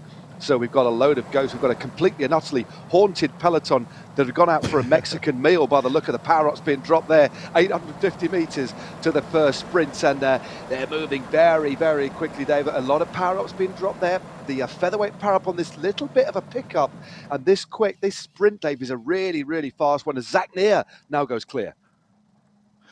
Zach Neer, who's on the U.S. Worlds team, he's got some good form, and he is hit out with authority. As this is going to be, obviously, next has come to play. I think they're going to fight on every front out here today. We're only 400 meters from that 20 points on offer, as Matt illustrated. It only scores 3 deep. It was interesting, Matt. Great time to mention this gambit. What does that mean? It really means action with risk, giving an advantage next, going up and over the top of themselves as James Barnes, the man himself. As James Barnes makes everybody's all-star team, but is this going to be? And it is. Wow, look at that. It's going to be Tenselhoff, Spencer Segerbrook, racing out of St. Louis, Missouri, right there for Canyon. Let's see how the points sort out, Matt. Yeah, that was a very, very good sprint. There were a lot of pace carrying through that one. There's a lot of momentum being carried. So a good start for Canyon. There we go. Spencer Segerbuk, the American, as you said, Dave, scoring maximum points. Team Swedish Swifters there, Martin Lindqvist, and then Tenselhoff, the first rider home for Wahoo Lacole. So first blood to Canyon Esports. And just a reminder what it's like at the top of the rankings as we look at Spencer Segerbuk, who took maximum points there. A very, very interesting pain cave there. Lots going on. It looks like a bike shop and a kitchen all in one. Yeah. Pretty impressive stuff there from Spencer. By the way, Spencer he might live there. Great, yeah. That's what. Yeah, he could live there. That's a really, really good point, Dave. I take that away. But no, please get involved in the comment section behind this, below this video, should I say. Fire up your companion apps. Please do get involved and give these riders some ride-ons, because this is the culmination of what has been a fantastic season of racing. We've been entertained. I hope you have too. So please show your gratitude by giving these riders some serious rides-on. We've got another attack here, Dave. David De Smet of BZR is up the road by a second and 3/4. De Smet really stepping up here for BZR, which takes some pressure off of Leonard Tugels out here. This BZR team has really come to rock today. Joe Pirot, Matthew de Kook, Reinus Verhel, and Stefan van Elst making up this team. And again, they right now, Matt, I think the crux of this course out here today are going to be those 3, 2, and 1 series points that are offered up. It's a monster preem out there during the race, and that's the separation that you're really going to need, because BZR comes in only 1 point ahead of Canyon right now. This is De Smet, probably a good guy to give a ride on to, Matt. I certainly am going to hop on my companion app, do it. Take me through it here. Yeah, definitely. It's easy just to fire up your app. You can go into riders there, select the rider's name, just type the rider's name in the search bar there. You'll get them up, give them a follow as well, and then give them a ride on at the same time. As we look at De Smet, he's got a nice little lead, hasn't he? Pirot on the front, his teammate perhaps doing a little bit of blocking. This is where the road gently starts to kick up. You can just see the giant sculptures in the distance. That's the high point, the next high point before we drop back down and head towards Titans Grove, where we've got that long, undulating, complex King of the Mountains. The Titan Drove KOM with 40, 20, 15, 10, and 5. The bunch all across the road, and there are the stats. That's where the next set of points and the next power-up will indeed be available. But an aggressive ride here. Vidar Mel also moving to the front. Dave, in the early stage of this race, let's give a big happy birthday to Pim van Diemen. Our producers tell us that he's been warming up with a party hat on. How's the man from Movistar? Will it be a party for the Movistar team and him today? Well, it's certainly, I believe, 30 years old is what they were saying. So Indeed. Happy birthday from all of us at Zwift, Pim, for sure. One of the top riders. It's going to be a Jonas Björklund right now, the Swedish Zwifter attacking. Look how steep it gets right here. It just pitches up, and this is where you really start to see the patience of the peloton right now. I think it's going to be a lot like the women's race out here today, though, Matt. It's going to be a small group. I'm going to imagine that top 10 is individual riders or groups no larger than 2 or 3 up in that top 20. It's such a different day. The stakes are so much higher out here in the 6th and final day of racing in this amazing season of the ZRL. Really, the season, I think we've taken some huge steps forward. As you can see, it's only 28K of racing, but the sting, like a scorpion, Matt, is in the tail today. It certainly is. It's the KOM reverse. Epic KOM reverse, 6.91 Ks at 5.9% average. But Björklund has done a good ride here. Nice little acceleration over the top. Just closing down on that early attack. You can just see they've done a little bit of a loop. That's downtown Watopia to their left. But Björklund carrying a lot of speed here. Just on this section here, it pitches down to around 8%, as you can see, giving the riders an opportunity for that all-important micro rest as he gets into that super tuck. It's a gorgeous day here in Watopia. In fact, it hardly rains. I'm trying to think the only world on Zwift that it actually does rain is probably London. And I think that's probably correct, to be perfectly honest with you. Permanently sunny in Watopia, but it looks like that little tenure off the front from Jakob Björklund has come to nothing. But he's got to be careful that he doesn't get spat straight out of the back. Needs to keep on the power. 6.6 kilometers done. Still all together here, Dave. Yeah, with this race so heavily weighted in the finale, Matt, nobody really wants to play their cards right now. Great moment to talk about. So BZR Sports Solid, the Belgian team, that's the team of Leonard Tugels, Matthias. I mean, that team has been incredibly aggressive. Paul Odlin comes to mind. I see he's moving up, the New Zealander out here. There have been certain riders throughout the season that have been incredibly active, no doubt about it. But I have to say BZR has been the top team overall for animating things. They haven't disappointed out here so far today, but the proof is really going to be in the pudding. Once push comes to shove out here, there's another very top, I believe he's on your team. Isn't he one of the Pixels, Takato Ikeda, there, sitting comfortably in the group, riding smart? He is indeed. He's a Pixel starship. Just love the way that he rides. I also love the way that he has to ride at a ridiculous hour of the morning as well. So I'm full of admiration as we look at one of his teammates here, Tagusaki, at the moment. Tagusaki has gone clear, has opened up a lead of 1.2 seconds for the Japanese rider. There it is. James Harvey in second. Vidal Mel also there. He's using a featherweight power-up on this. Interesting use for a power-up on this flat section. But there he is, forward on the saddle. Come and give this guy some ride-ons. Really aggressive riding. Antoine Van Noppel goes straight over the top. Check out the stats on the right-hand side. Not only do we have the gap, the watts per kilo, but we're also showing the top 10 riders when and if they use a power-up as well. That little bit of a neat overlay gives a really nice insight. Lots of cool information that we've been getting better at every single season. So keep an eye out for that as we get a view of Antoine Van Noppen. It looks like he's got some street art or some sort of collage there on the inside of his particular paint cave. Looks like he's in a gallery, Dave. I feel like he's in an American airport, to tell you the truth, going between gates A and B in Chicago. But so as we take a look right now, clearly these teams are using some riders to control things on the front. It's going to be fireworks, Matt, no doubt about it. We're going to find out who the real strongmen are out here today. There's no question that will be proven by the time this one is done and dusted. But this might be, because of the severity of the finale, Matt, I'd love your thoughts on this, but I think this is the calmest that we've seen one of our ZRL races really all season right now, as the guys, I have a feeling, are really bracing themselves. It's going to be really, it's not a 1-2 punch, it's body blow after body blow that you're going to get here, because there's huge points. It's not only the points in race, but it's even going beyond that. It gets meta out here because you're racing for points in the series during the race, something we've never done before in the ZRL. But you can pick up 3 points that you normally only get after they've sorted out the racing for the day. So these points really could make the difference, especially, Matt, if you look at the teams that are fighting to try to stay in the league, not being demoted, where it's only 1 point separating a few teams there. This is the birthday boy, Pim van Diemen. Hat still on, so that's a good sign.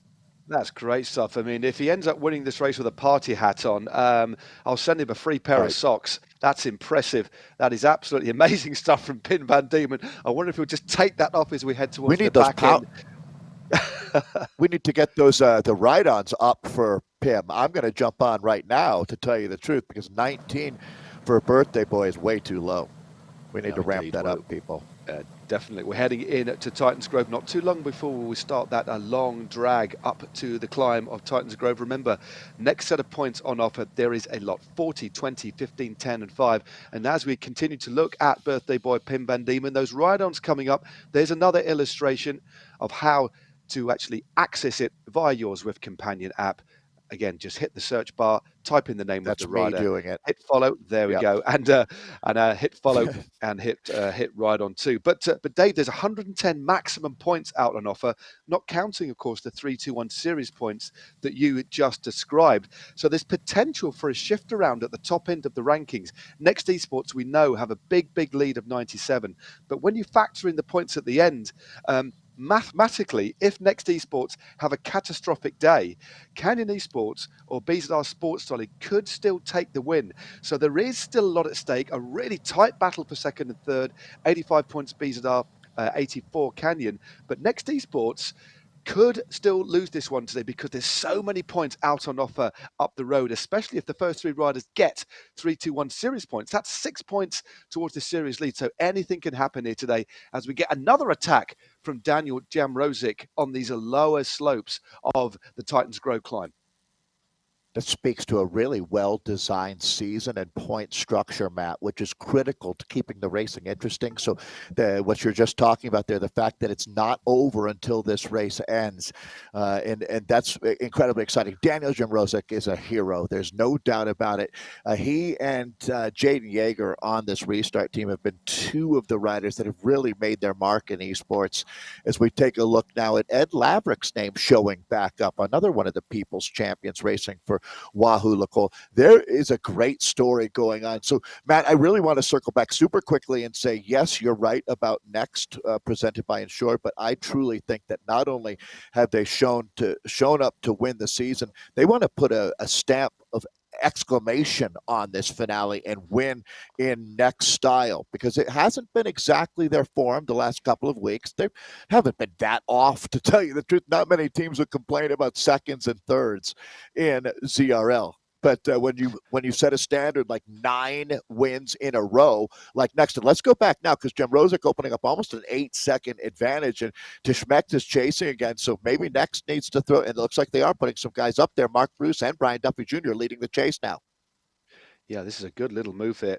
As you said, nearly up to double digits. Starting to come down. David De Smet is starting to try and fire himself across this gap. Then beyond Andreasson, also trying to come across the gap too. This is a really aggressive section here. There's still a little bit of a distance to go for Daniel Jamrozic before he can claim those King of the Mountains points. 40, 20, 15, 10, and 5. There is the timed part. It's just gone past. It still continues to twist round. It seems to go on forever, this particular climb. 12 kilometers under the wheels, 16 kilometers still to go. 6 of those all uphill to the finish. He's still holding on to 4 seconds, but the bunch behind are moving very quickly. And one of your favorites, Depolorio, also moving up. We've just seen Alessandro Barber go for a burrito. So, yep, they're closing. I don't think he's going to hold on as he just drops a burrito. It hasn't making any difference, though.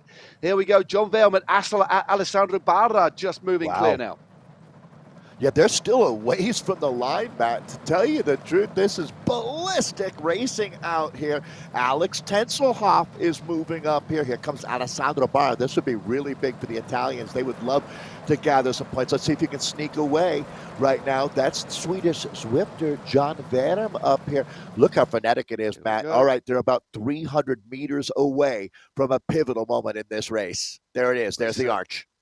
Oh, Vidar Mel drops a featherweight power-up. It's going to be caught. Van Als Thrall as well. Harvard Gledners, but Thrall, the Canadian, goes into the front. Already a winner of a couple of rounds. Gledners on his wheel. Look at the perfect timing of the power-up there. Thomas Thrall, as you said, Dave, they want to stick an emphatic marker on the end of this season, and they have started in fine style there. So Thrall takes maximum points for the team that have dominated the ZRL. Gledner's there in second for Callas Esports, and Brian Duffy Jr. backing up with third there with 15. Van Elst also there in fourth for BZR. Let's have a look at that. Look, 55 points for the team that lead. Canyon Esports with 20, equal on points with Callas, and we have BZR and Team Swedish Swifters. The only 2 other teams to score, Movistar and Wahoo Lacole. 14.7 Ks to go. Little bit of a split has been caused over the top of that climb. We just had the Super Bowl, Matt, here in the United States with Dr. Dre and Snoop Dogg doing the halftime show. That's a perfect time to use the term regulators mount up, because that's exactly what the Next team has done here. They are regulating this race right now. And I tell you what, the Bear was thoroughly poked last week. The team time trial, not that big of a deal. They adjusted their roster a little bit, and that one didn't hurt as much as I think the fact that they lost a points race for the first time, and now they are back, and it is ruthless out here. So taking a look at Pim van Diemen, he's clearly getting some birthday watts pulsing through the legs here. These are some of the names we really recognize throughout this entire season, as this quickly becomes an OSS situation. Only the strong survive. And it's going to be this next surge here coming up on the Epic reverse climb where things go absolutely ballistic. Yeah, the climb itself, just a reminder in terms of the stats, it is 6.19 Ks, 5.9% average. But as I talked about before in the women's race, that average gradient belies the severity of some particular sections because there's a few flat parts. There's actually a couple of descents midway through, these little plateaus, and there are some very, very steep sections. In fact, it's Leonard Turgles that has the Epic KOM reverse Strava best time of 12 minutes 46. He took that on my birthday, the 4th of January 2022. So Turgles is the fastest man up this climb. So he knows how to ride it well. Can he do something special today? But there'll be a lot of other people breathing very, very closely down his neck as we look at Kevin Bouchard-Hall in the white shorts. And I must admit, I think he has to be the man with the finest haircut in all of esports. He's such a fascinating human being. I saw he was on Size Team, the Whippets. A lot of, I see chatter on social media about Whippet Weekly. That's going to be huge, no doubt about it. As we take a look at this group right now together, Matt, again, it's colleagues. Now, I've got Leonard Tugels. He's on Monsters presented by Watts. Do you have Tugels? Is he one of the starships? No, I wanted him. I thought you guys might go for him, so I kind of wanted him, but I didn't put him in, no, ultimately. But a good choice, good choice. Tough choice, yeah, for sure. We kind of, the team's trying to make it up. I brought in Tepalorio just for star power. I think the media would respond really well to him no matter where in the world we're racing. Looks like we got an attack going clear here.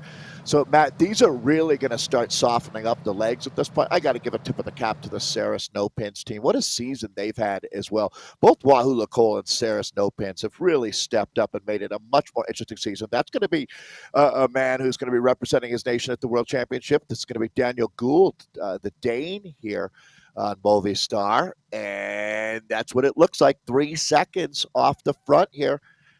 It's a bit of a gambit, I must say. Yeah, definitely a bit of a gambit here. Gould goes clear. He's opening up a nice little lead, 3.4 seconds, 3.9 there. So extending this lead as we head through this, again, one of my favourite parts of Watopia. This is the Valley of the Dinosaurs, and he is a romping like a velociraptor at the moment. Is Daniel Gould, 5.1 seconds. He's moving clear. Tyler West goes to the front. Paul Odlin is also there as well. So Movistar on the offensive. But the kind of power that he's having to put out here, 5.7 watts a kilo, 185 beats per minute. Everybody else is under 160 beats, really illustrating, Dave, the sort of effort that you need when you're riding solo to hold off the peloton. But he's doing a very, very good job indeed. That lead has now moved out to 6.5 seconds and continues to gradually extend. Gould still out in front. I think any parent, Matt, will tell you that when you notice that the kids are quiet and you haven't heard anything from the room for a little while, that's when the scariest moments are happening. And right now, I have a feeling that might be the Canyon team. We really haven't mentioned them much outside of Spencer Sagan, who's picking up some points early. But Canyon is quietly ready to absolutely rush the stage coming up for these points. I have a feeling, Matt, it's going to be as frenetic as the finale. It's going to be different than the finale because more riders will be involved. But it's really, we've had these gambler preems before where there's almost a race within the race in the last 4K. And we've got exactly that here today with such a significant moment happening. And to be honest, the race doesn't finish on a climb. There's a bit of downhill, and the run into the finish is anything but climbing up the side of a mountain. That's for sure. So it's going to be really crazy what's going on here. But watch out for Canyon with those 3 series points. Again, not in race points. Those three points in race are nothing at this point now. That's dribs and drabs. What we're really looking for is a big chunk. And this is a big move here from Gould, to tell you the truth. I'm curious, Matt, what is he thinking right now? What's going through his mind here? Is this a setup move? It's an interesting, maybe he was hoping on this particular section. Again, I was talking to Hannah about that particular section there. Titans Grove, there's hardly a centimetre of flat. It's just undulating all the time. We've got this connecting bridge now, which takes us onto the lower slopes of the climb, where it does flatten, but easy to carry the momentum. Maybe he thought he'd provide the catalyst for other riders as we look at the rolling average power. Gould, 4.86 watts a kilo. a watt per kilo plus more than everybody else, who of course have the benefit of the draft, sitting midway through the pack, sat in the wheels. It is tremendously hard. Look at that, it's peaked up now to 5 watts a kilo. It is an interesting move, a puzzling one. I'm not too sure he wanted to be on his own. We've seen in previous races groups go clear, but I think everybody's holding themselves back as we head back into the tunnels before we get back to the lower slopes of the climb. His lead is coming down now, though, and look at the effort that he's having to put in, Daniel Gould. 35 ride-ons. Well, this rider from Denmark deserves a little bit more than that. So I'm going to tell you, get those companions open, get involved, and give these riders some ride-ons. Give them some encouragement. They're putting on a great show. This is some effort by Gould. It really is, as we're down to 9 kilometers of racing to go. But again, over the last 6K, it is almost, there is a brutal 6 kilometers of climbing. Let's put it that way. So Daniel Gould's still holding on to, I mean, it's nearly 8 seconds that he's off the front here. As we take a look at the Danish rider, the Danes represented very well. One thing, Matt, community racing coming up tomorrow as they race all around the globe. It's really amazing to see nearly, I mean, it's close to 20,000 individuals that take place in the CRL community. Now, it's a little different. There's not quite as many bells and whistles around the broadcast, but one thing you do see is communication amongst the riders right now. And I think that everybody back in this peloton is pretty happy with the status quo. With Gould off the front, it takes a little bit of pressure off of everyone, as it's going to really elevate now. Everyone realizes what's coming. The writing is on the wall, without any doubt. Gould getting out in front of it a little bit. But the reality is, back in that group, there's going to be a whole lot of leg breaking going on. Yeah, there certainly is, Dave. And the group, in terms of number, as we head towards the back end of this race now, it has been reduced to under 50 riders. In fact, we have 51 riders in this group. One rider off in front, that's Daniel Gould, who's got double digits now, so 10 seconds and counting for the man from Movistar as we look at Teppo Lorio. Again, one of your team, Dave, taking a bit of a gel there by the looks of him. Look, he looks relatively easy here, sat in the wheels, doesn't he?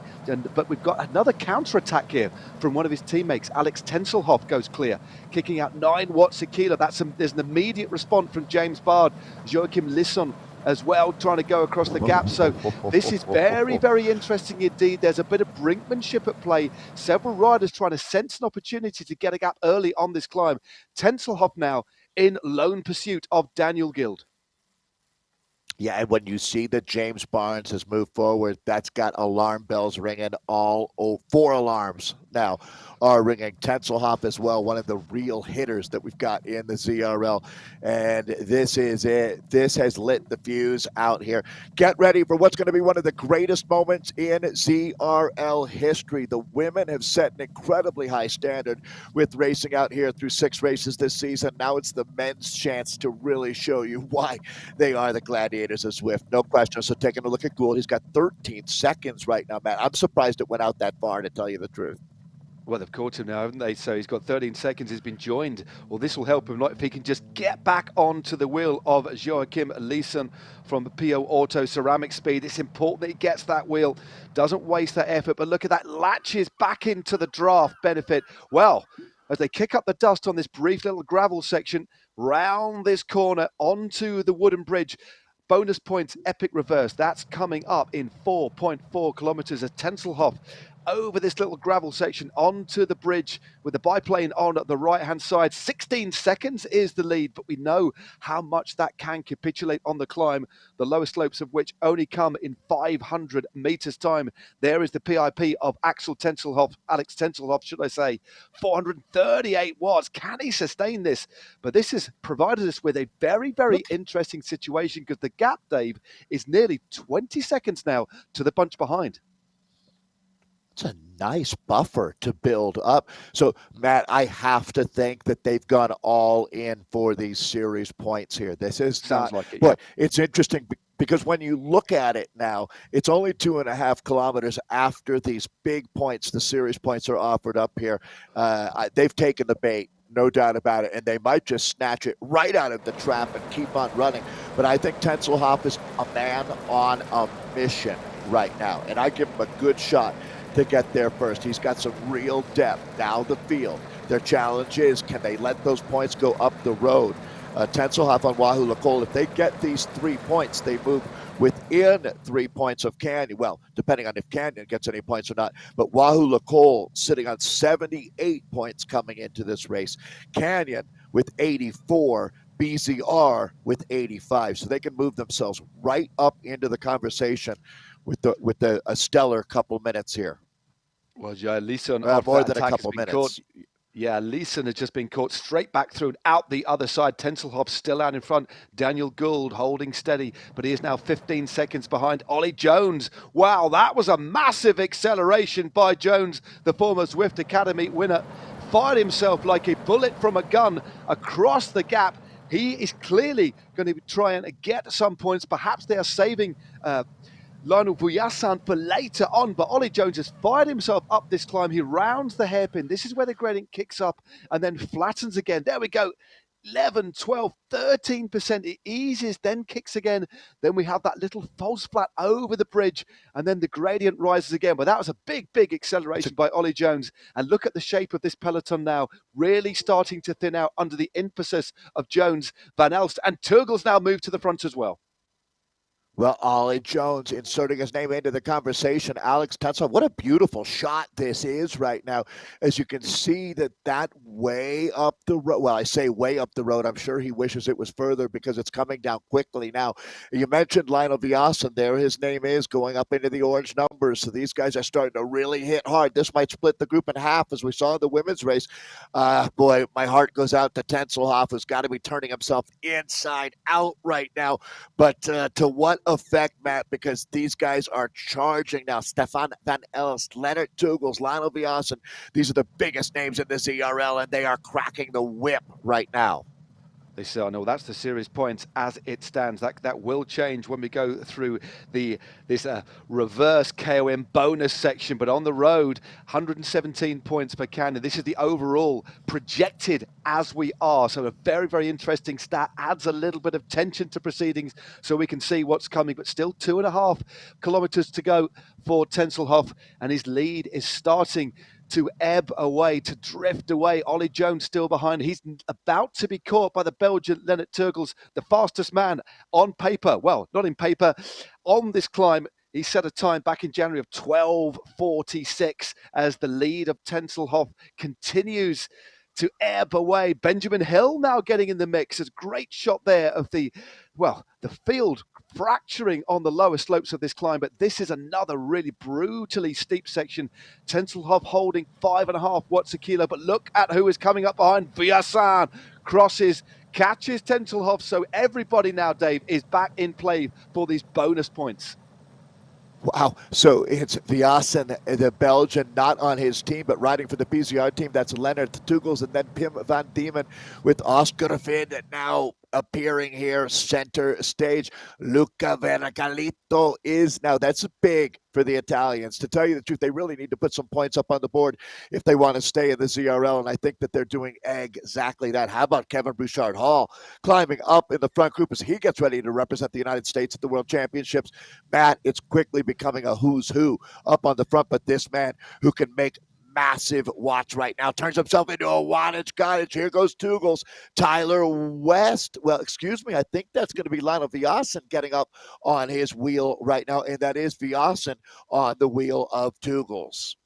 Yeah, Tugels looking good here. He clearly knows how to ride this sort of course. He looks relatively comfortable. I say that relatively. There's that little bit of a descent, even an aero tuck there for the rider just moving through. Oscar Vid, Leonard Turgles in this group. We've got about 12 or 15 riders in this mini pack that are starting to move clear as the rest of the field start to move away. 4.1 kilometers to go. The gradient kicks up again on this very, very difficult staccato climb. There is the damage that has been caused behind, but they've all just eased ever so slightly, getting a sense of who is in this group, what team compositions we have here, Dave. 3.9 Ks to go, only 1,500 meters to the bonus points of 50, 20 and 10, and the all-important 3, 2 and 1 overall series points. So much at stake. Vid moves off the front.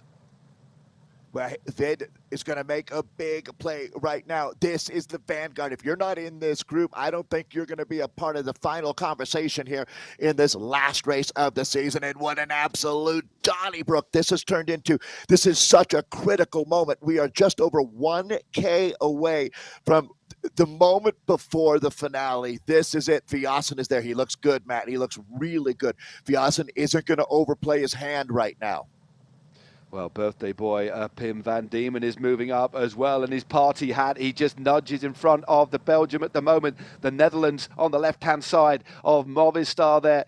Pim van Diemen did draw level, almost being half-wheeled in this virtual world by Lennart Turgels, almost torturing each other up this climb. He's still got his party hat on. No wonder he's got over 118 ride-ons. Also moving up back after attacking earlier, Oscar Fied, Turgels still there, Vyasen, Ben Hill, Takado Ikeda is also there. The Starship Pixel in the mix as well. 3.4 to go. This is the start of this section now, and it is Anders Voldegger, Dave, who moves off the front. He was on the podium at the World Championships the last time we raced him. Anders Voldegger coming into some good form there for PO Auto, the Danish rider. But I got to give it to him now. Rookie of the season, Tyler West for Saris No Pins. What a breakthrough this young man has had. He's not only got the hair, he's backing it up with the legs, Matt. He's truly the next Matt Stevens, no question. This is going to come up quickly. They're down inside of 800 meters. First rider over the team changes the season for his team. 3 points, 2 for second, and 1 for third. These are season points along with in-race points, 50, 20, and 10. This top 3, absolutely critical. If you're going to be fighting to be in this group, this is your moment. This is where you elevate to the next level. This is really, Matt, how you define yourself as a champion. Moments like these only come along so often in sport. Right here, right now, guys, it's all on the line. 3Ks of racing, but we are now 400 meters away from a big moment. There's 11 riders in this front group. Alexis Kalman, Pim van Diemen, Anders Voldegger, Kevin Bouchard-Hall, Luca Vagalito, Vyasen, Hill, Turgels, Fied, Van Noppen and Tyler West. Just off the back of that group at 8 seconds now is Takado Ikeda. And then a further couple of seconds back is Mark Bruce and the rest. So it does look as if the race, or at least these points, are going to go from one of these riders out in front. You can see just by the shape of this little group, they are waiting for that acceleration. They don't want to go too early, because if they put too much into this move, they could actually blow before the finish. But now it's Antoine Van Noppen who's just moving up the front, deploying a featherweight power, but Voldegger as well goes clear of the rest of the group. Turgels is just behind. Look at the power ups being dropped. There's a Burrito also in the mix there for Anders Voldegger. A Burrito takes the lead now, but coming up the back is Oscar Fied. What a ride by him. He's carrying a lot of momentum as we head towards the top of this intermediate sprint point. Who is going to take maximum points here? It looks like it is Voldegger for PO Auto Ceramic Speed. Oh, it's Fied just in front. Fiad takes it just in front of Voldegger. Maximum points there for him, and they have moved in front to go. Oscar Fiad for PO Auto has taken it there. So what a couple of rides by that squad. They have just scored themselves, Days, 5 series points and 70 points on the race night. What a combination that was. A couple of hammer blows, one to the solar plexus, one to the kidney. Right there, they just moved from 8th up into 6th. So just with one bonus, they moved up 3 spots in our overall on the season, and they are now threatening Kalash and Wahoo Lacole. This is incredible. So they are clearly coming into some great form. PO Auto is back and in full effect, baby. That was a massive play for them. So here we go. Lennart Turgels now. This is for the win, Matt. He's all in now. And I tell you what, we've learned that you don't bet against Lennart Turgels. Going back to community racing a couple of seasons ago, he was one of the first riders that we saw make a solo attack for the ages as he won by over a minute. He's done it a few times. This is no surprise. There's no one here that will be saying, Lennart who? We are well aware of who this Belgian is. His MO has been identified. He's just doing what Lennart does right now, going full Belgian mode as Lennart Turgels is all in, 1.6K away from the finish. Pretty hard to bet against this solo win for BZR right now, Matt. 100 Well, I points tell at you the what, finish, too. Double points. Yep. Indeed. Well, this man is not a whippet. I can tell you what, he's not a pixel starship. He is a monster, and he is certainly powered by what? Turgles out of the saddle. 114 ride-ons for the Belgian, who knows what it's like to taste success in the ZRL. 11 seconds behind is Oscar Vid and Anders Foldager, the duo from PO Auto Ceramic Speed. The rest are falling even further behind. The class of West Hill, Bouchard Hall, Vujasan, Kalman, and Van Diemen cannot touch the Belgian. The fastest ever up this climb. He is rampaging to what looks like an absolutely sensational victory. And he even looks like he's got relative composure here. The road will kick up again. What an absolutely virtuoso performance so far from Leonard Turgles. But Dave, he's still got a couple of minutes of effort, 2.5, 3 minutes of effort to get to the top of this climb. He looks better, Matt, than most people rolling into the second bagel stop on a charity ride, to tell you the truth. I mean, he's breathing through his nose right now at 1K to go. This is Tuggel's command performance here. This is what Leonard, I think, has been waiting for, to dial it all in. This is a guy that's got professional experience. A lot of people will ask, well, do these guys race professionally? Well, some of them do. Christopher McGlinchey comes to mind, and certainly Leonard Tuggels, who I have a feeling, Matt, I should do my research, but I think he might even be heading to Rwanda to race in Africa. I know he's raced there before. So this gives you a look at what PO Auto did. These are the points, Matt. I'll throw it back to you so we can see where the points stand here today. But remember, 100 points will be waiting for Tuggels if he can hold on and take the win here.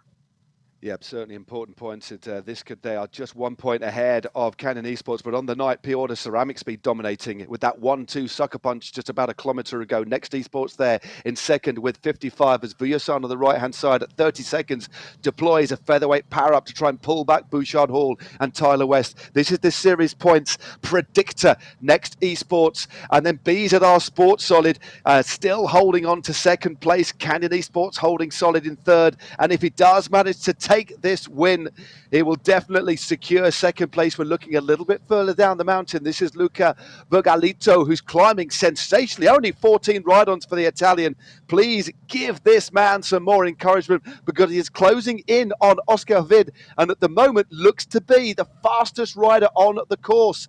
17 seconds behind Leonard Turgles, who is rampaging, it looks like, to victory just over the top of this section. The road eases. Good riding here by Vergalito. Well, Leonard Tuggels right now is still making more watts than just about any other rider in Watopia.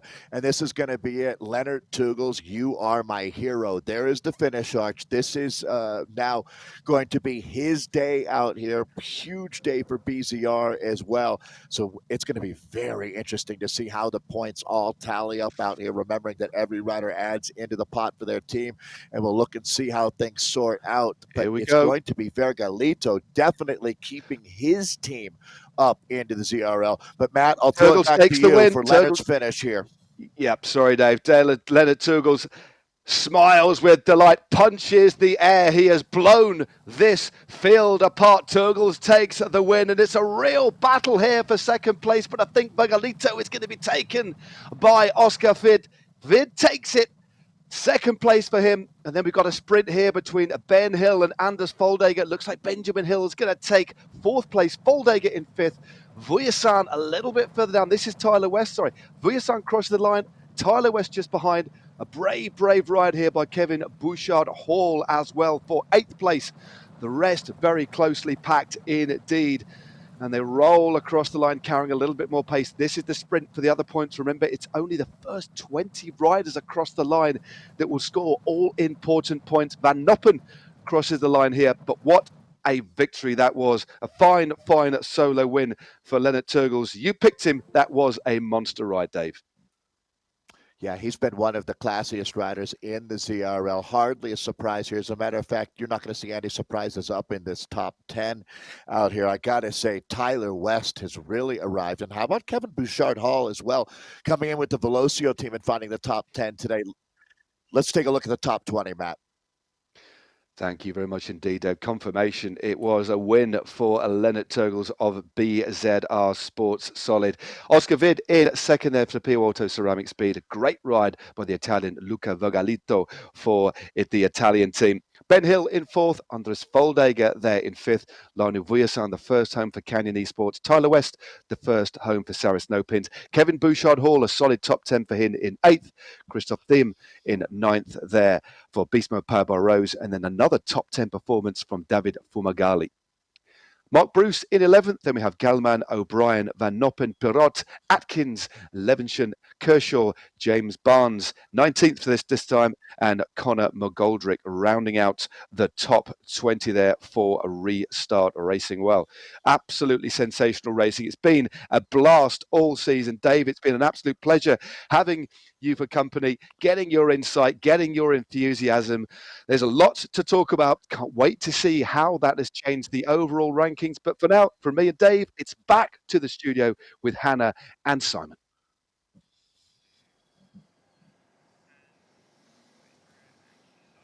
Thank you very much, Matt and Dave. That was some race, wasn't it? Huge congratulations to Leonard Turgles for a very, very commanding performance to take the individual win.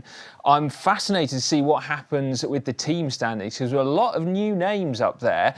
Hannah, I don't know whether you noticed, but we had a fair few Team Italy riders, Team Aero rider in there as well. We talked about them before as the teams fighting for against relegation, and there they were in the top 10. And just they came out fighting their way through and having such strong performances across the night, and real standout there for Luca of Team Italy. Great ride, but just looking at the power as well that was throughout the whole race, he had the highest average watts per kilogram of 5.28. So out of everyone in the top 20, he was the rider with the highest. And I think having the different types of courses across the board in this season, having this mountaintop finish, okay, it flattens out towards the top, but it really does separate those riders who excel on the sprints, breakaway riders, those who aren't pure out and out climbers. And I think this is where we really start to see it coming through. And Kevin Bouchard-Hall as well, brilliant ride. That was great to see him, wasn't it? Not least because he's part of Simon's Turbo team. But more on that later. We should say as well, happy birthday to Pim van Diemen as well. In fact, should we sing to him? Ready? No, I'm only kidding. I was getting ready there. There he is, there with his party hat on. Brilliant. Fair play to him, racing with a party hat on and delivering a performance as well. Right then, we can put you out of your misery and give you the team's points for this evening. So which team came out on top? Wow, PO Auto Ceramic Speed with 180 points. That is a name that I had not expected to see on the top spot there, Hannah, but a really commanding performance, I think, from them. BZR Sports Solid Lacole with Leonard Turgles 100 points on the finish line there in second place. Next, Esports. That's a good ride from them because I was worried at one point on that final climb that we did not see any of their riders inside the top 20. Yeah, they've certainly savoured this one. Third place, not bad at all. And as you say, with so many other different riders, different jerseys in the mix, especially on that final climb, they, very, very well done to them to hold on to that third place. Team Italy, though, in fourth. Absolutely brilliant there. Right then, here are your series standings. So the overall winners in the men's ZRL Premier Division are Next Esports, powered by Ensured, with 115 points. They maintain a 10-point gap. It's closed slightly by BZR Sports Solid Lacole, but still, that's a pretty resounding victory, isn't it? Canyon Esports in third place there with 100 points, and then PO Auto Ceramic Speed rocketing up the standings with their 5 bonus points and winning the night. So they take fourth place. They were not one of the teams that I was talking about as breaking into the top 5 there. But coming in with those 5 series bonus points made a huge difference to where they finished tonight and in the overall standings. I mean, it just shows once you have that plan put together, the plan, first of all, comes off, because it's all well having a tactic, a plan, a gambit for tonight's race, but for it to actually work and be able to beat the other teams. I mean, it was pretty exceptional what they achieved with the first and second over that bonus point, and then to be able to have something left as well towards the finish to still remain within the top 10. I mean, we were saying surely not. At some point the legs are going to give way, but it's really impressive. Absolutely, armchair sports fans right here. We were sat there going, nah, that's it, no chance, and congratulations to both of them. Right, we've got Leonard Turgles for you now. So tonight's winner, Leonard, congratulations. That was a stellar performance to take the individual victory. Thank you. It was amazing hard. I didn't have a super day actually, but I just knew that I had to keep trying and following, and at the end I had something left. Because the bonus points that came 3K before the finish, it looked like you were kind of in the mix for that, but maybe holding something back a little bit. Did you know that the other two riders had gone too hard to be able to sustain it, and that you were going to bring them back? Yeah, my initial plan was actually like to sprint at 90% and maybe grab 1 point. But I believe it was full dogger. He went like 14 watt per kilo, which is my ultimate sprint, so I couldn't follow. And then Oscar Fit went with the burrito, so I couldn't draft neither. So it was a bit disappointing that I had to waste so much energy there. But I know if you do like 20 seconds held out, that it's over after that. So I maintained like 10 watts per kilo, but not like ultimate sprint, and I had something left. But I have to say that the last 2K were at least 10K long in my head. Well, you look very composed indeed. Am I right in thinking that you've got the record for that Epic KOM reverse? Do you know what your time was tonight in comparison to your outright record? I think it was around 25 seconds slower. So in that race I had another rider who was all the time pulling, so I could save a little bit energy in the wheel, and now it was more like a bit, not really attacking, but the pace was very like higher and lower, and also with the 100% trainer difficulty, the shifting was very complicated. I managed to stay on the big chain ring, but I have to say it costs a lot of energy when you are all the time like 70 cadence, while 80 would be better, but it was not possible. Big ring up the Epic KOM reverse. Hats off to you. What have you got next in your racing program then? I mean, you've capped off a great series for BZR Sport Solid de Colt. What are you looking to? What's next on your horizon? Well, it's actually very fast. I leave on Thursday to Africa, to Tour of Rwanda. So I will not be competing in the Worlds, but I have another adventure of 10 days in the middle of Africa, and then my road season will start also. But I think there will come probably another Premier Division like March, April maybe. But if it happens, I'll be there anyway. Well, we will be watching your progress on GCN Plus, because we've got Tour of Rwanda live. How do you think it's going to be translating your form from Zwift Racing League to the roads of Rwanda? Yeah, it's a very different performance. Like here, it's half an hour full gas, and there the stages are 4.5 hours long at altitude. So I think there is no bigger difference than your bedroom and the middle of Africa at 1,500 meters of elevation. So I don't think I can really use this, but of course you are in shape, and you take the shape with you for sure. Cool. Well, we will be looking out for you on the Muir of Kigali and hoping that we see you up the front. I'm sure we will, Leonard. Congratulations again for tonight. I hope. Thank you. He seemed remarkably composed, didn't he? Brilliant, yeah, absolutely. I mean, he said it was that last 2K felt like 10K, but certainly didn't look like it. And I think being realistic of his abilities, when he saw the two riders from PO Auto Ceramic Speed go, and as he said, Full Dagger was up to 14 watts per kilogram at that point, and when he saw those orange numbers flare up on his screen, he knows that's his maximum sprint. He knows that he can't respond and react to that.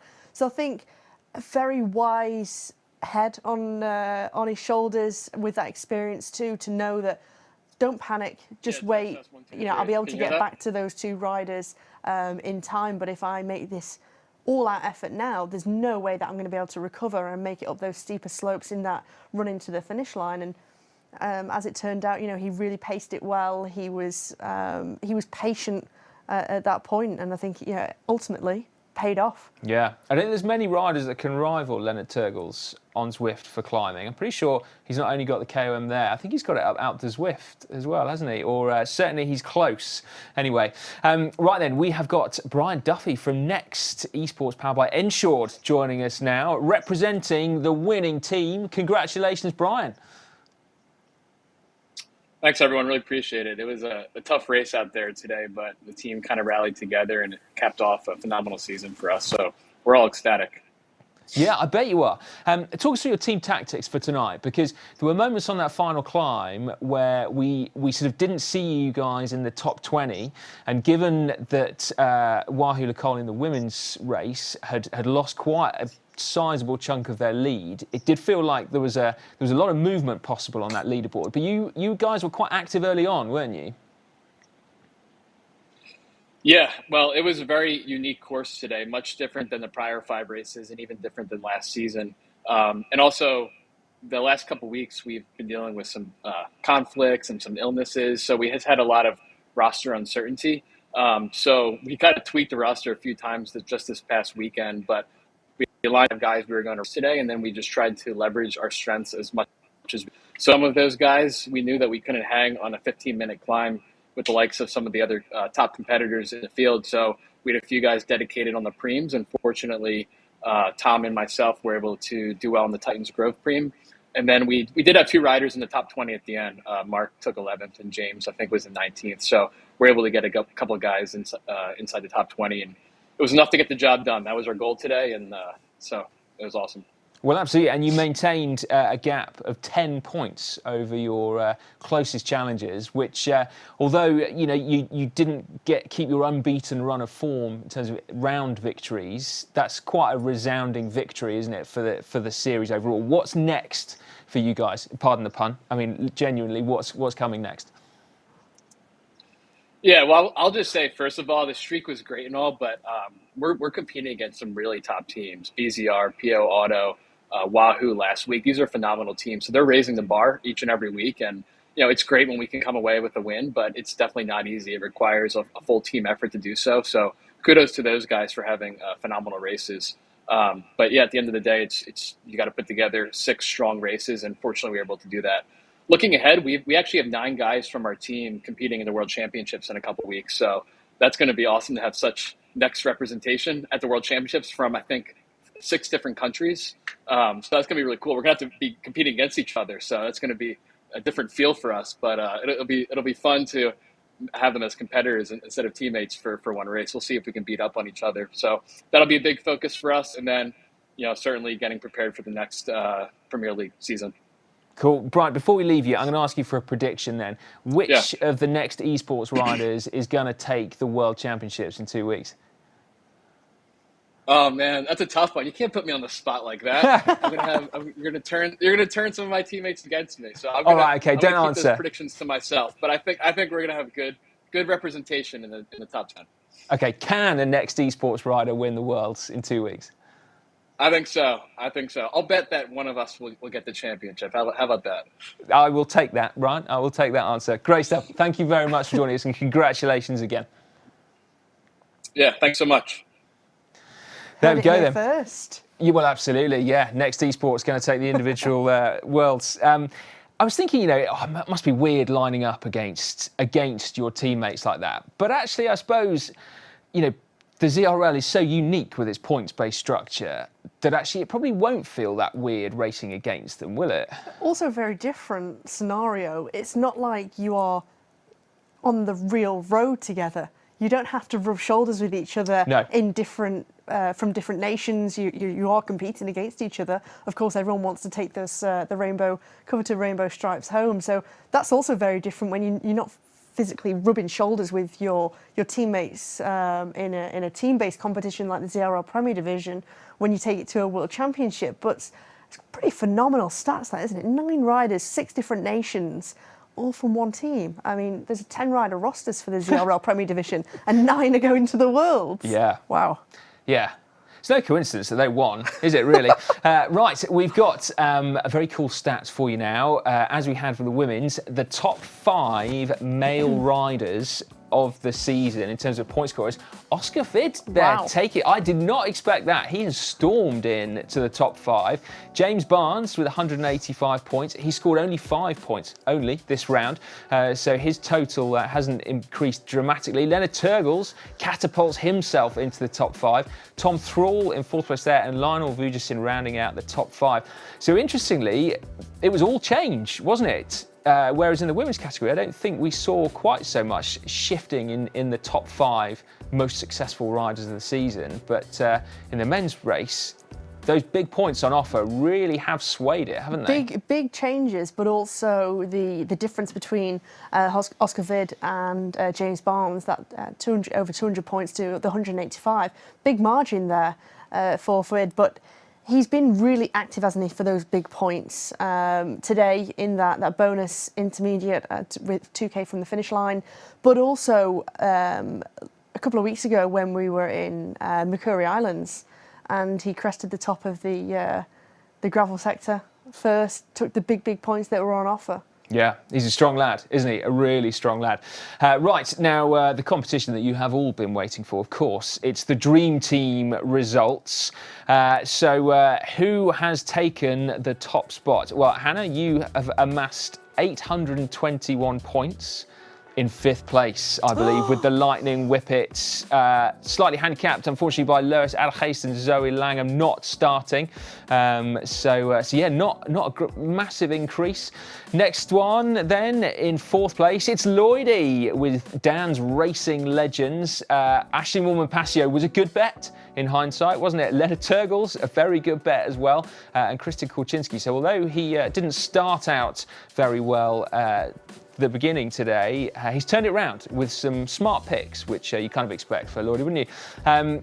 Oh no, I'm in 3rd. Simon's Turbo Team. Beat the 1,000 point mark, I got over 1,000, yeah. So Kevin Bouchard-Hall with 52 points. Tom Thrall, James Barnes, Beth McKeever, as you said, the best scorer. And then again, as with you, Hannah, Zoe and Lois not doing anything, which means that Matt and Dave are going to be fighting it out for the top spot. We don't have that just yet. So you're going to have to stay on the edge of your seats. Matt and Dave perhaps fighting it out in the commentary booth. We don't know. Right then, whilst we wait for that, we've spoken to many of the riders tonight about the esports world. It is less than 2 weeks away, so it is time to get excited. We are heading over for a little teaser now of what is to come in a couple of weeks' time. Welcome to downtown Pain City. The power-ups are going early. It is all on like Donkey Kong here in London. This is a big attack, the biggest attack of the night so far.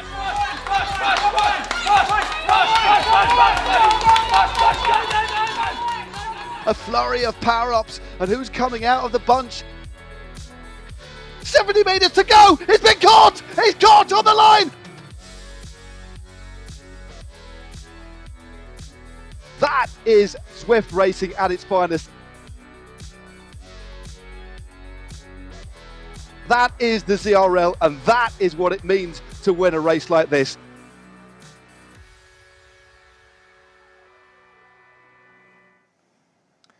Well, that was a cheeky little montage for you, but not actually the World Championships pump-up that we were expecting. So a sneak peek, perhaps, of what is to come on GCN Racing later.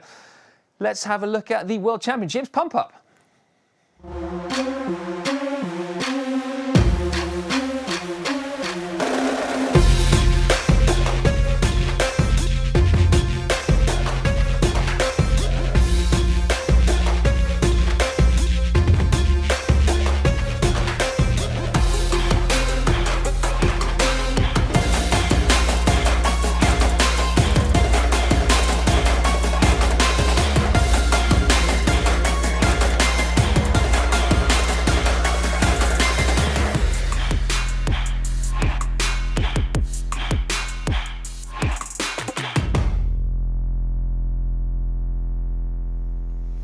Now I'm doubly pumped up. I don't know about you, Hannah. 2 montages Absolutely. in quick succession. It's almost too much.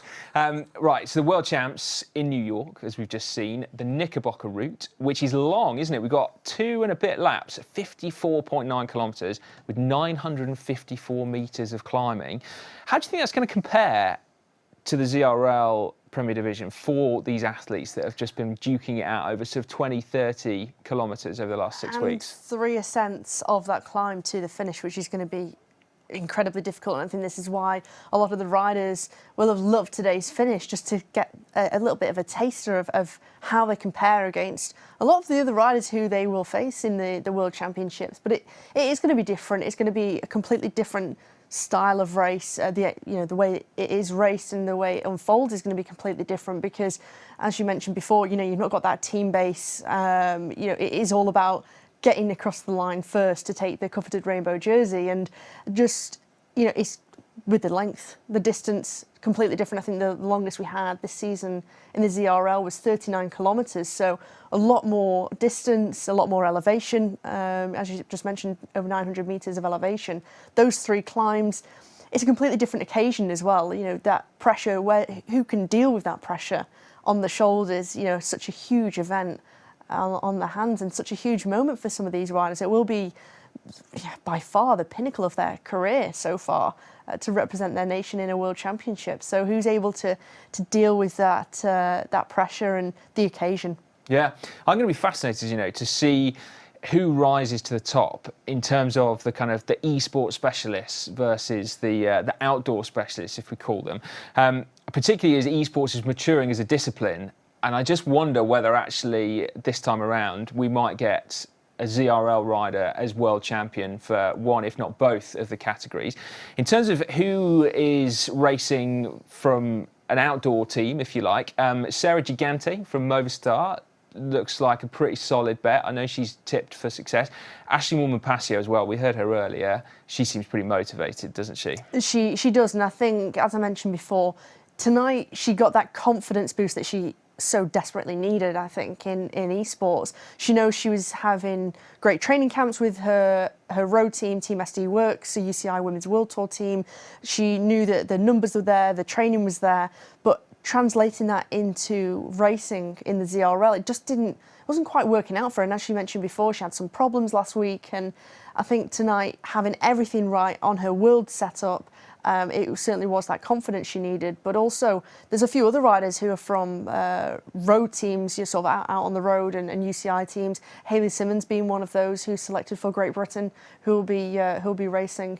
Yeah. On the men's side of things, again, the form book suggests James Barnes could be the rider to take victory. But also Freddie Ovett is another rider who's done really well in Zwift Racing in the past, not the ZRL so much, but also a solid rider in real life, riding for Legion. Yeah, absolutely, and I think he's one of the riders, we don't know where his form's going to be, how he's going to fare. As you said, not seen him in the Premier Division at all, so can't really compare him. When we've seen him in previous editions of the ZRL, you can really gauge how he's going, and he does excel on sort of hilltop finishes. We've seen him do that in sort of Richmond, albeit a little bit of a shorter climb.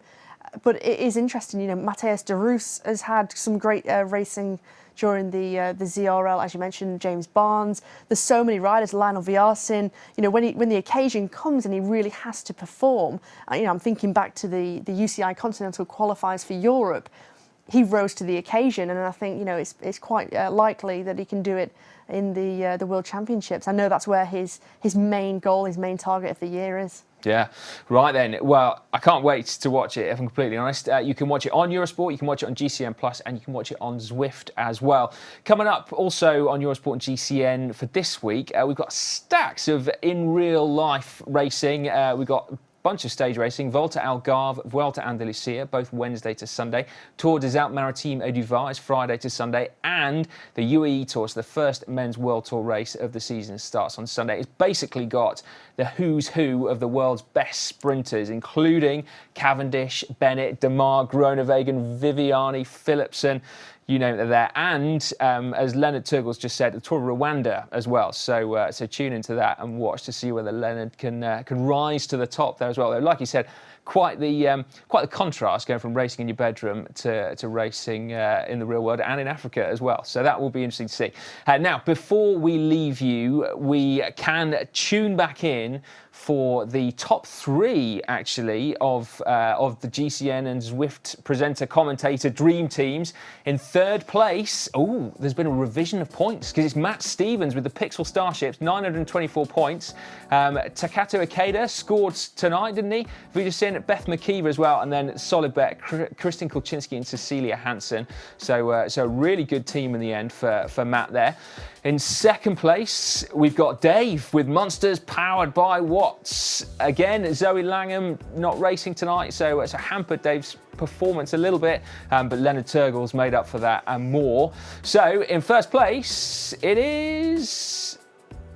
Oh my word, it's me! It's almost as if I sort of like did a bit of work behind the scenes and cheated. But there we go. Oh, I'm dead chuffed, Hannah, with that one, if I'm completely honest.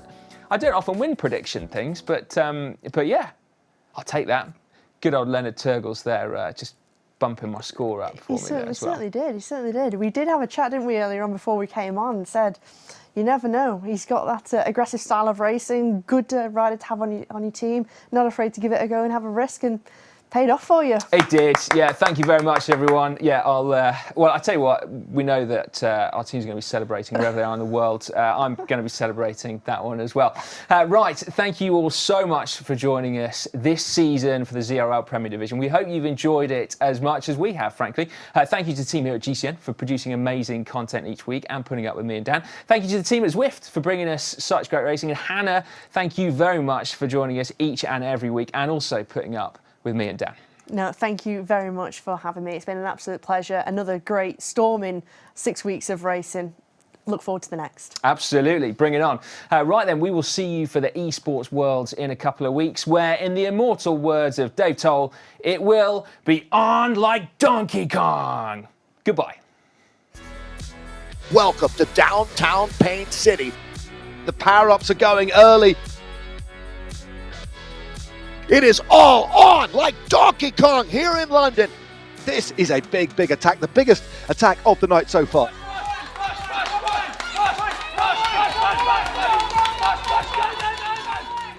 A flurry of power-ups, and who's coming out of the bunch?